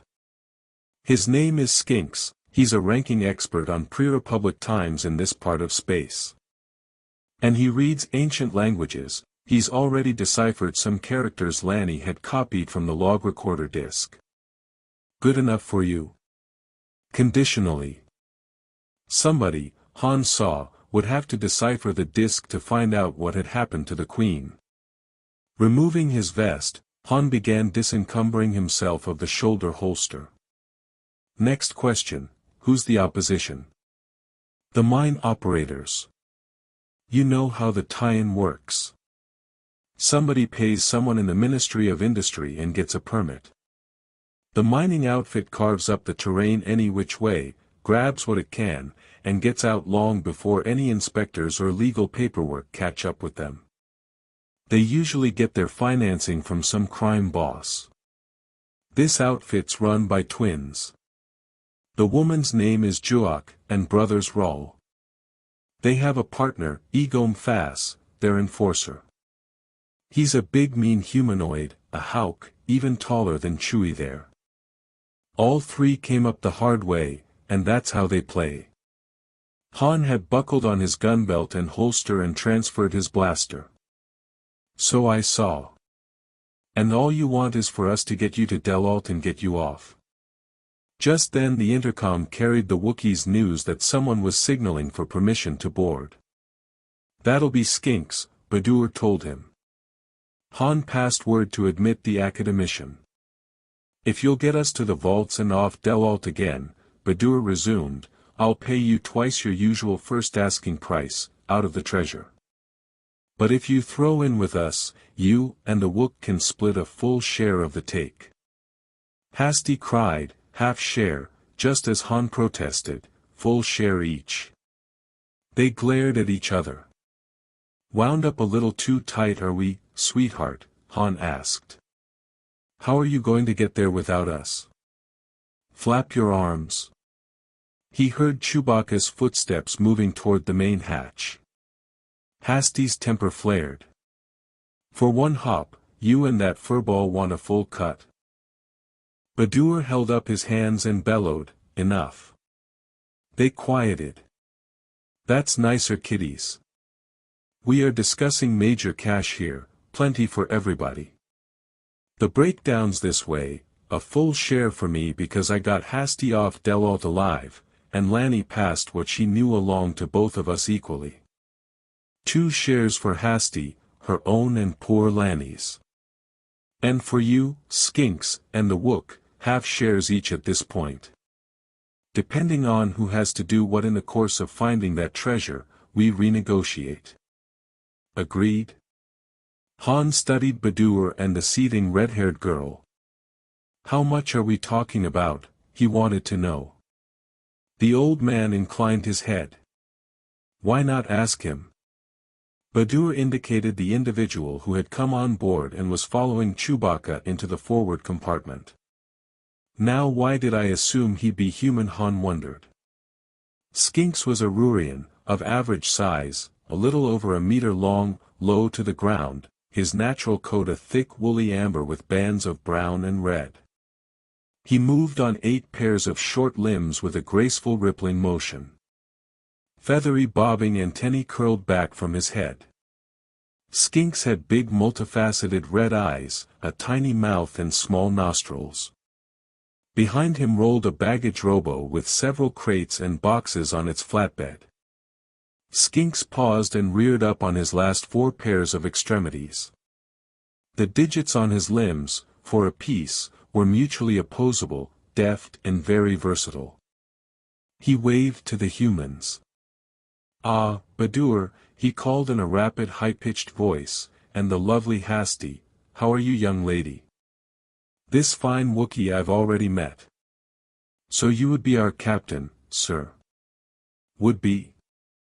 I am. Han Solo. Delighted. I am Skinks of Rururia, Human History Subdepartment, Pre-Republic Subdivision, whose chair I currently hold.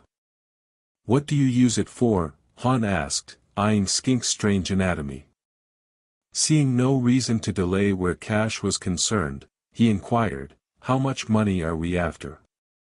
Skinks poised his head in thought. There's so much conflicting information about the Queen of Ranrun, it's best to say this: Zim the Despot's treasure vessel was the largest ship ever built in her day. Your guess, sir, is no less plausible than my own. Han leaned back and thought about pleasure palaces, gambling planets, star yachts, and all the women of the galaxy who hadn't been fortunate enough to make his acquaintance. Yet. Chewbacca snorted and returned to the cockpit.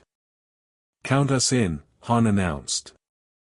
Tell the baggage clunker to leave your stuff right there, Skinks. Badur, Hasty, make yourselves at home. Hasty and Skinks both wanted to watch the liftoff from the cockpit. When they were alone, Badur spoke more confidentially. There's one thing I didn't want the others to hear, Han. I had my ear to the ground, heard about some of the crazy jobs you've pulled. Word's out that somebody's looking for you. Money's being spread around, but I haven't heard any names. Any idea who it might be? Half the galaxy, it feels like sometimes. There had been many runs, many deals, jobs and foul-ups. How should I know?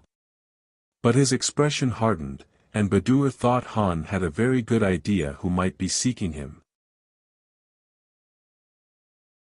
Han stood in the middle of the forward compartment, listening. The tech station and most of the other equipment in the compartment had been shut down to lower the noise level. He could feel the vibrations of the Millennium Falcon's engines. He heard a quiet sound behind him. Han spun, crouching, in execution of the speed draw, firing from the hip. The target remote, a small globe that moved on squirts of repulsor power and puffs of forced air, didn't quite dodge his beam. Its counterfire passed over him. Deactivated by his harmless tracer beam, the orb hung immobile, awaiting another practice sequence. Han looked over to where Bolux, the labor droid, sat. His chest panels were open. Blue Max, the computer module installed in the droid's chest cavity, had been controlling the remote. I told you I wanted a tougher workout than that thing's idiot circuitry could give me, Han reprimanded Blue Max. Bolux, a gleaming green, barrel-chested automaton, had arms long enough to suggest a simian. The computer, an outrageously expensive package built for maximum capacity, was painted a deep blue, whence came his name. Part of Han's post-corporate sector splurge had included the modification the two mechanicals had requested, because without them, he and the Wookiee might never have survived. Bolux now contained a newer and more powerful receiver, and Max had been provided with a compact holoprojector. That was, the little module objected. Can I help it if you're so flaming fast? I could cut response time to nil, if you want. Han sighed. No. And watch your language, Max, just because I talk like that doesn't mean you can. He took the combat charge his weapon usually carried from its case at his belt. Badur was reclining in one of the acceleration chairs. You've been practicing all through this run. You're beating the Bailey every time. Who's got you worried? Han shrugged, then added as if by afterthought, did you ever hear of a gunman called Galandro? Both of Badur's thick eyebrows rose. The Galandro? You don't bother yourself with small-timers, do you, Slick? So that's it. Han looked around. Hasty, at her own and Badur's insistence, had commandeered Han's personal quarters, a cramped cubicle, for some secret purpose. Chewbacca was at the controls, but Skinks was present. Han decided it didn't matter if the Rurian heard. I backed Galandro down a while back, didn't even realize who he was. See, he had to let me do it at the time because it was part of a bigger deal he was working. Later on though, he wanted to settle up. Sweat gathered on his forehead with the memory. He really moves, I couldn't even follow his practice draw. Anyway, I pulled a stunt on him and got out of the mess. I guess I made him look pretty bad, but I never thought he'd go to all this trouble. Galandro? Slick, you're talking about the guy who single-handedly hijacked the Quamar messenger on her maiden run and took over that pirate's nest, Greedon 5, all by himself. And he went to the gun against the Malorm family, drawing head bounty on all 5 of them. And no one has ever beaten the score he rolled up when he was flying a fighter with Marso's demons. Besides which, he's the only man who ever forced the Assassin's Guild to default on a contract. He personally cancelled half of their elite circle, one at a time, plus assorted journeymen and apprentices. I know, Han said wearily, sitting down, now. If I'd known who he was then, I'd have put a few parsecs between us, at least. But what does a character like that want with me? Badur spoke as to a slow-witted child. Han, don't make someone like Galandro back down, then walk away making a fool of him. His kind live on their reputations. You know that as well as I do. They accept no insult and never back down. He'll make you his career until he settles with you. Han sighed. It's a big galaxy, he can't spend the rest of his life looking for me. He wished he could believe that. There was a sound behind him, and he threw himself sideways out of his chair, firing in mid-air, rolling to avoid the remote sting shot. His tracer beam hit the dodging globe dead center. Good try, Max, he commented. You strike me as being very adept, Captain, Skinks said from the padded nook over the acceleration couch. Han climbed to his feet. You know all about Master Blaster men, don't you? He appraised the academician. Why'd you come on this run anyway? We could have brought the disc to you. The little Rurian seemed embarrassed. That is, as you probably know, my species' life cycle is never saw a Rurian until I met you, Han interjected. Skinks, there are more life forms in this galaxy than anyone's bothered to count, you know that. Just listing the sentient ones is a life's work. Of course. To explain, we Rurians go through 3 separate forms after leaving the egg. There is the larva, that which you see before you, the cycle of the chrysalis, in which we undergo changes while in pupae form, and the end-life stage, in which we become chromowing flyers and ensure the survival of our species. The pupae are rather helpless, you'll understand, and the chromowings are, preoccupied, caring only for flight, mating and egg-laying. There better be no cocoons or eggs on this ship, Han warned darkly. He promises, Badur said impatiently. Now will you listen? Skinks resumed. All that leaves for us larval stage Rurians is to protect the pupae and ensure that the simple-minded chromowings don't get into trouble, and to run our planet. We are very busy right from birth. What's that got to do with a nice larva like you raising ship for lost treasure? Han asked. I studied the histories of your own scattered species, and I came to be fascinated with this concept, adventure, Skinks confessed as if unburdening himself of some dark perversity. Of all the races who gamble their well-being on uncertain returns, and there aren't that many statistically, the traits most noticeable in humans, one of the most successful life forms. Skinks tried to frame his next words carefully. The stories, the legends, the songs and hollow thrillers held such appeal. Once, before I spin my chrysalis, to sleep deeply and emerge a chromowing who will no longer be Skinks, I wish to cast aside good sense and try a human-style adventure. Saying the last, he sounded happy. There was a silence. Play him the song you played for me, Skinks, Badur finally invited. In the upholstered nook he had occupied for most of the trip, Skinks had set up his species' version of a storage apparatus, a tree-like framework used in lieu of boxes or bags. From its various branches hung Skinks's personal possessions and items he wished to have close to him. Each artifact was an enigma, but among them was apparently at least one musical instrument. Han had heard enough non-human music to want to forego listening. Though he might be passing up decent entertainment, he might also be avoiding sounds resembling somebody's unoiled ground coach. He changed the subject hurriedly. "Why don't you show us what's in the crates instead?" Han looked around. "Where's Hasty? She should be in on this. We'll be making planetfall soon, and she has preparations to make," Badur said. "Skinks, show him those remains, they should interest him." Skinks rose, shook out his amber coat to fluff it, and flowed smoothly out of his nook. Hoping that "remains" didn't refer to the sort of unappetizing objects he had seen in museums, Han stepped up to the crates with a power pry bar. At Skinks's direction, he opened a container and whistled softly in astonishment. "Badur, give me a hand getting this thing out of the crate, will you?"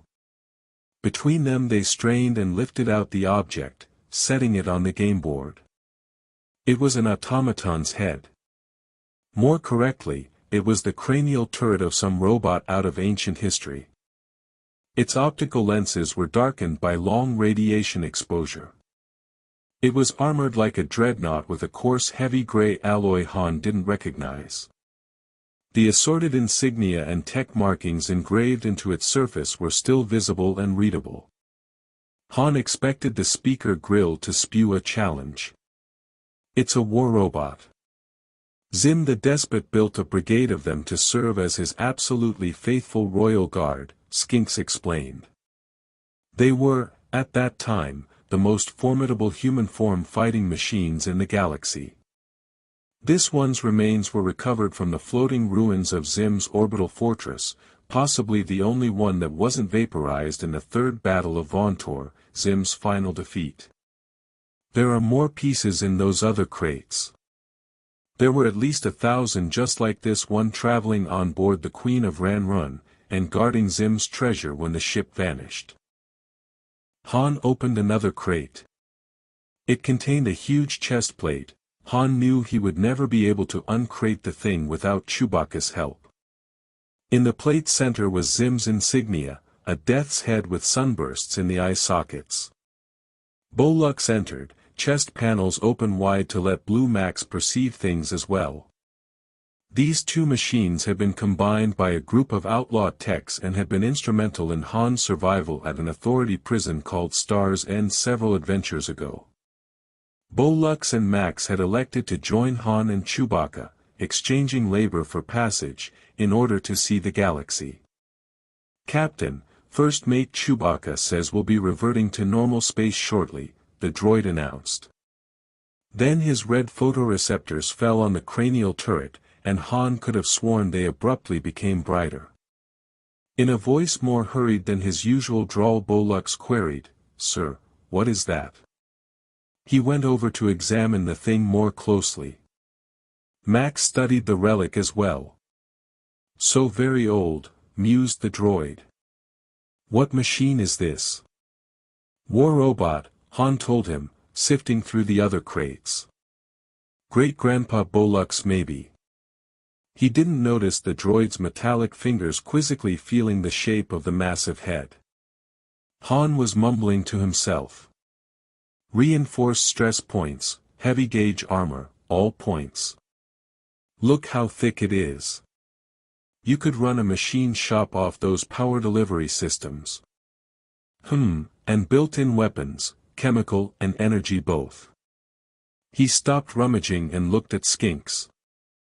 These things must have been unstoppable. Even with a blaster, I wouldn't want to mix with one. He slid the lid back on the crate. "Find yourselves a place and get comfortable, everybody. We'll revert to hyperspace as soon as I get to the cockpit.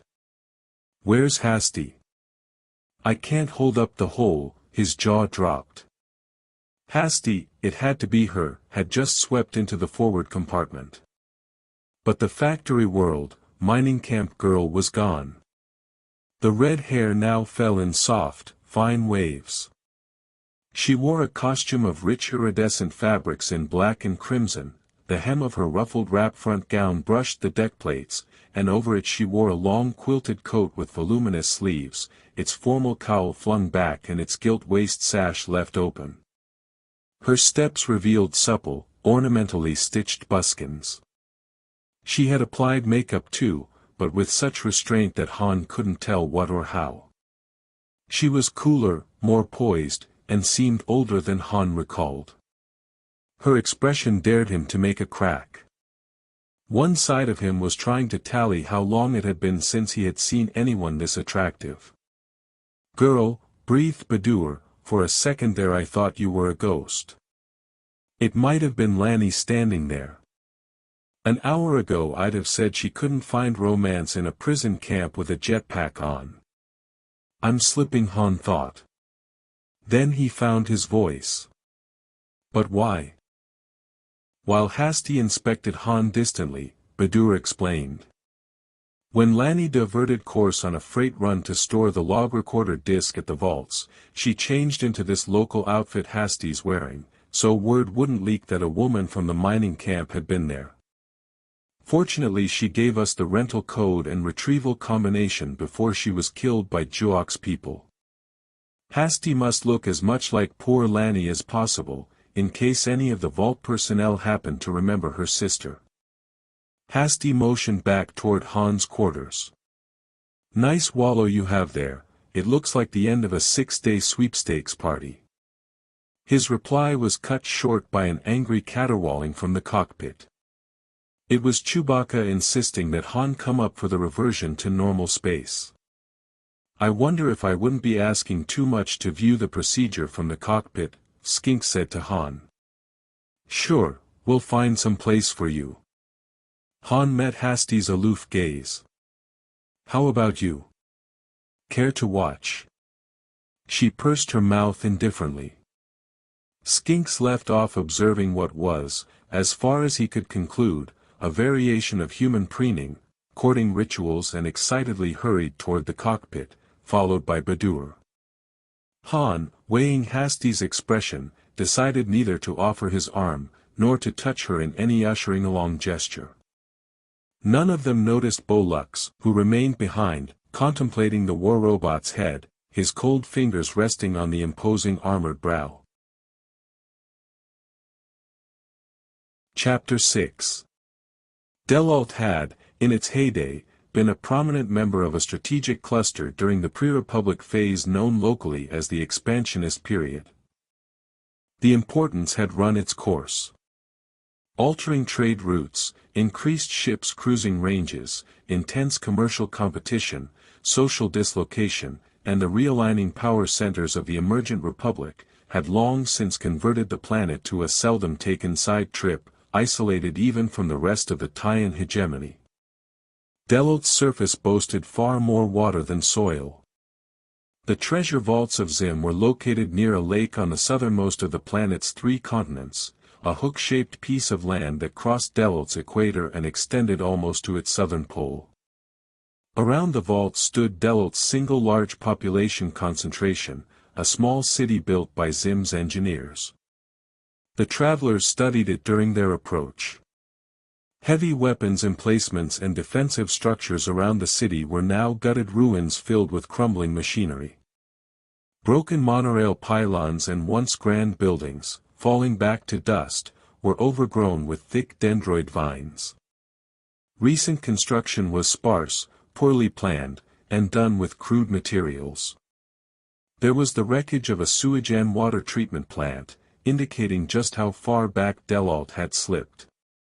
Badur mentioned that the planet harbored a race of sauropteroids, large aquatic reptiles that lived in a rigidly codified truce with the human inhabitants. Port officialdom was non-existent, a bureaucracy would have been an unprofitable expense, something the Taiyan hegemony avoided. Han and Badur, intending to attract attention, made a show of stretching and pacing as they came down the ramp to a landing area that was no more than a flat hilltop showing the scorches of former landings and liftoffs. Their breath crystallized in the cold air. Han had donned his own flight jacket. Glossy, cracked and worn with age, it showed darker unweathered spots where patches and insignia had been removed. He pulled his collar up against the wind. Below them the decaying city spread out along slopes leading down to the long narrow lake, part of Delult's intricate aquatic system. Han estimated from the condition of the landing area that it saw no more than 3 or 4 landings per Delaltian year, probably just tie-in patrol ships and the occasional marginal tramp trader. The planet's year was half again as long as a standard one, with a shorter than standard mean day. Gravity was slightly more than standard, but since Han had adjusted the Millennium Falcon's gravity during the flight, they scarcely noticed it now. People came running up from the little city, laughing and making sounds of greeting. The women's attire was like Hasti's, with variations of color, layering and cut. Male dress tended toward loose pantaloons, padded jackets, all manner of hats and turbans, and pleated flowing cloaks and robes. Children copied their parents' appearance in miniature. All around these humans were packs of yipping, loping domestic animals, grainy-skinned quadrupeds with needle-like teeth and prehensile tails. Han asked who owned the single building on the field, a decaying edifice of lock slab that might be used as a warehouse or docking hangar. The owner appeared quickly, making his way through the mob with curses and insults that no one seemed to take personally. He was small but heavily built, and his scraggly whiskers failed to hide pockmarked cheeks and throat that had been ravaged by some local disease. His teeth were yellow-brown stumps. Crude or non-existent medical care was too common on fringe worlds for Han to feel disgust anymore. He inquired about the building. The language of Delalt was standard, distorted with a thick accent. The man insisted that rental terms were so minor a problem that there was no reason to waste Han's time, that the outloading of cargo could begin at once. The pilot knew that to be a lie, but confrontation was a part of Badur's plan. Bolux appeared and began making trips between the starship and the building. At first the perplexed droid found himself surrounded by screaming, laughing children and snarling, snapping domestic quadrupeds. But the cousins of the building's landlord threatened, cursed and slapped them away, then formed an escort to see to it that the labor droid could work in relative peace. Still, many eyes followed the gleaming Bolux, such automata were unknown here. The landlord's cousins opened one of the building's doors just wide enough for the droid to enter and leave. He began stacking crates, canisters, pressure kegs and boxes inside.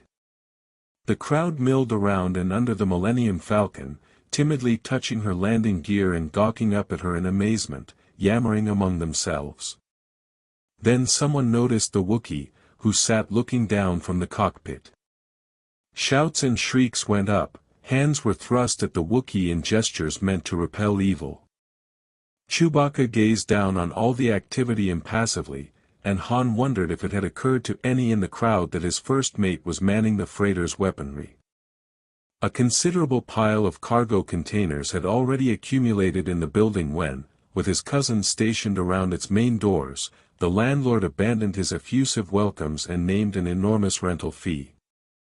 Badur shook his scarred fist under the landlord's nose, and Han shouted a threat.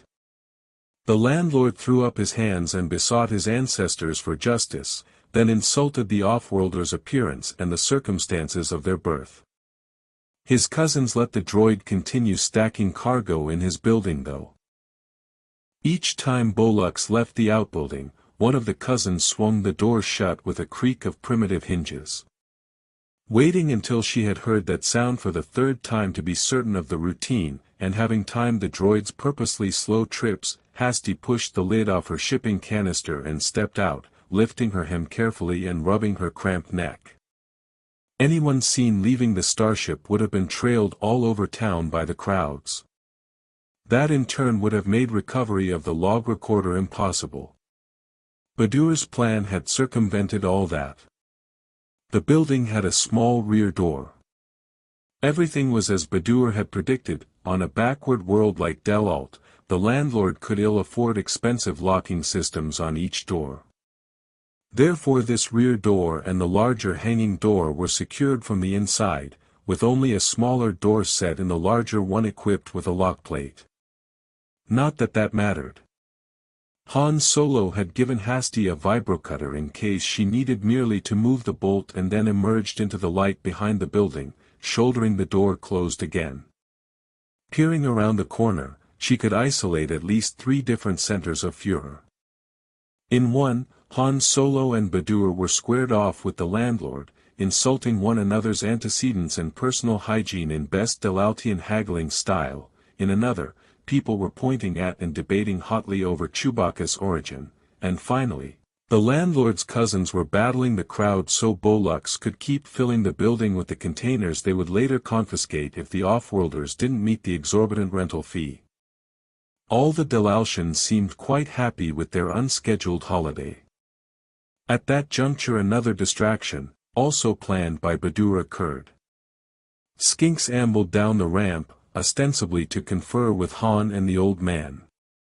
An astonished shout went up from the crowd, and most of the people tagging along after Bolux went at a run to see this new wonder. Making sure her compact pistol was safe in an inner pocket, Hasti set off, keeping the building between herself and the field. She had draped the cowl over her head and went unnoticed. She had been in the city before, sent from the mining camp with Lanny to make minor purchases. Recalling the layout of the place, she set out for Zim's treasure vaults. Pavement laid when the vaults were new had been chewed and disintegrated by use and time. The streets were rutted and hard-packed in the middle and muddy along the sides, where slops had been dumped from overhanging windows. Hasti prudently kept along the middle way. Around her people ran, limped, or were carried toward the landing area.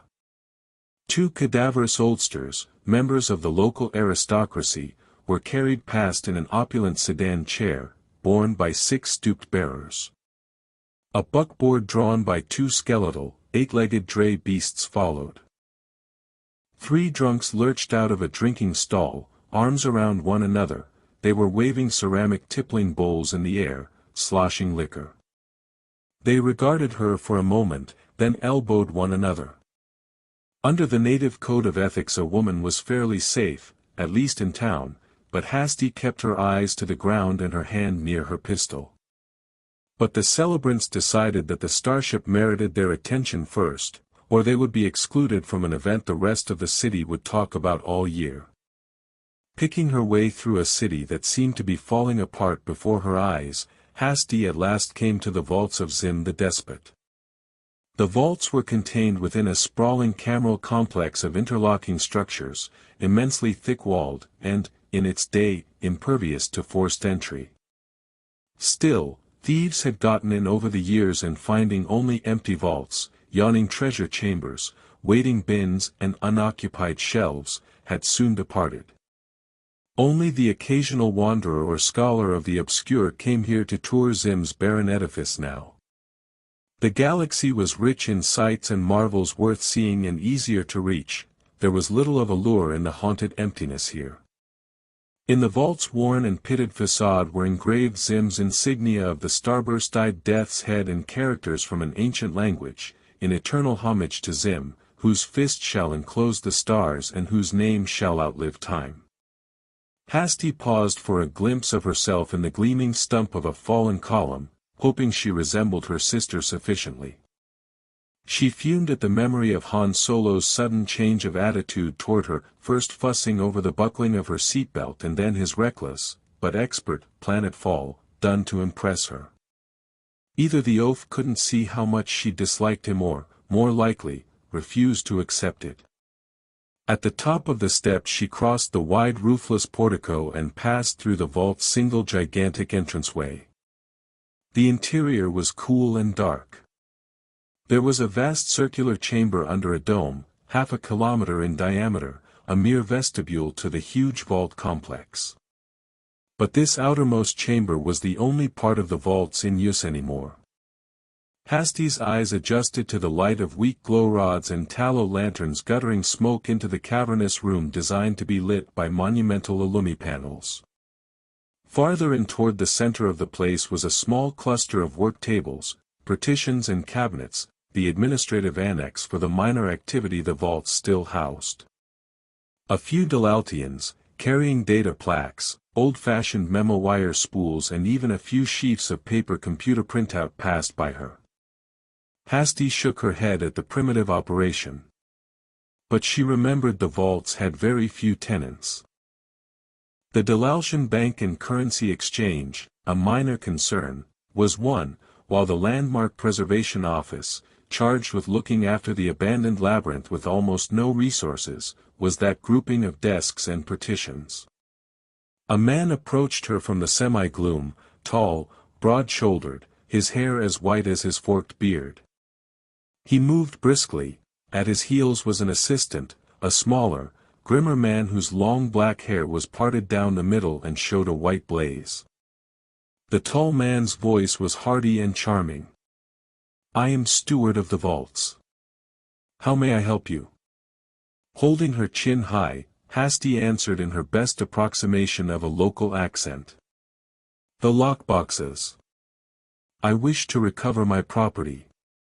The steward's hands circled one another, fingers gathered in the Delaltian sign of courtesy and invitation. "Of course, I shall assist you personally."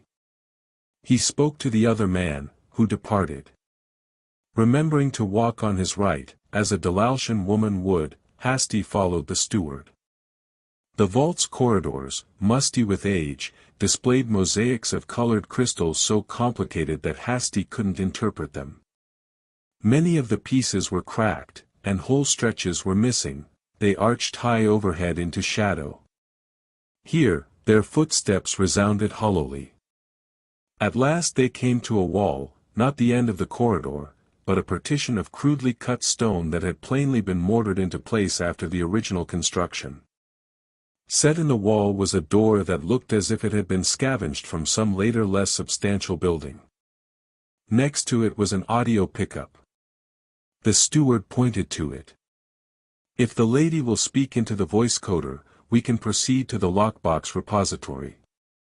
When Hasty's sister had told her and Badur about depositing the log recorder disk, she had told them the box rental code and retrieval combination, but had mentioned no voice coder. Hasty felt the pulse in her forehead and the thumping in her rib cage quicken. The steward was waiting. Leaning to the audio pickup she said, as if in mystic invocation, "Lanny Trujo."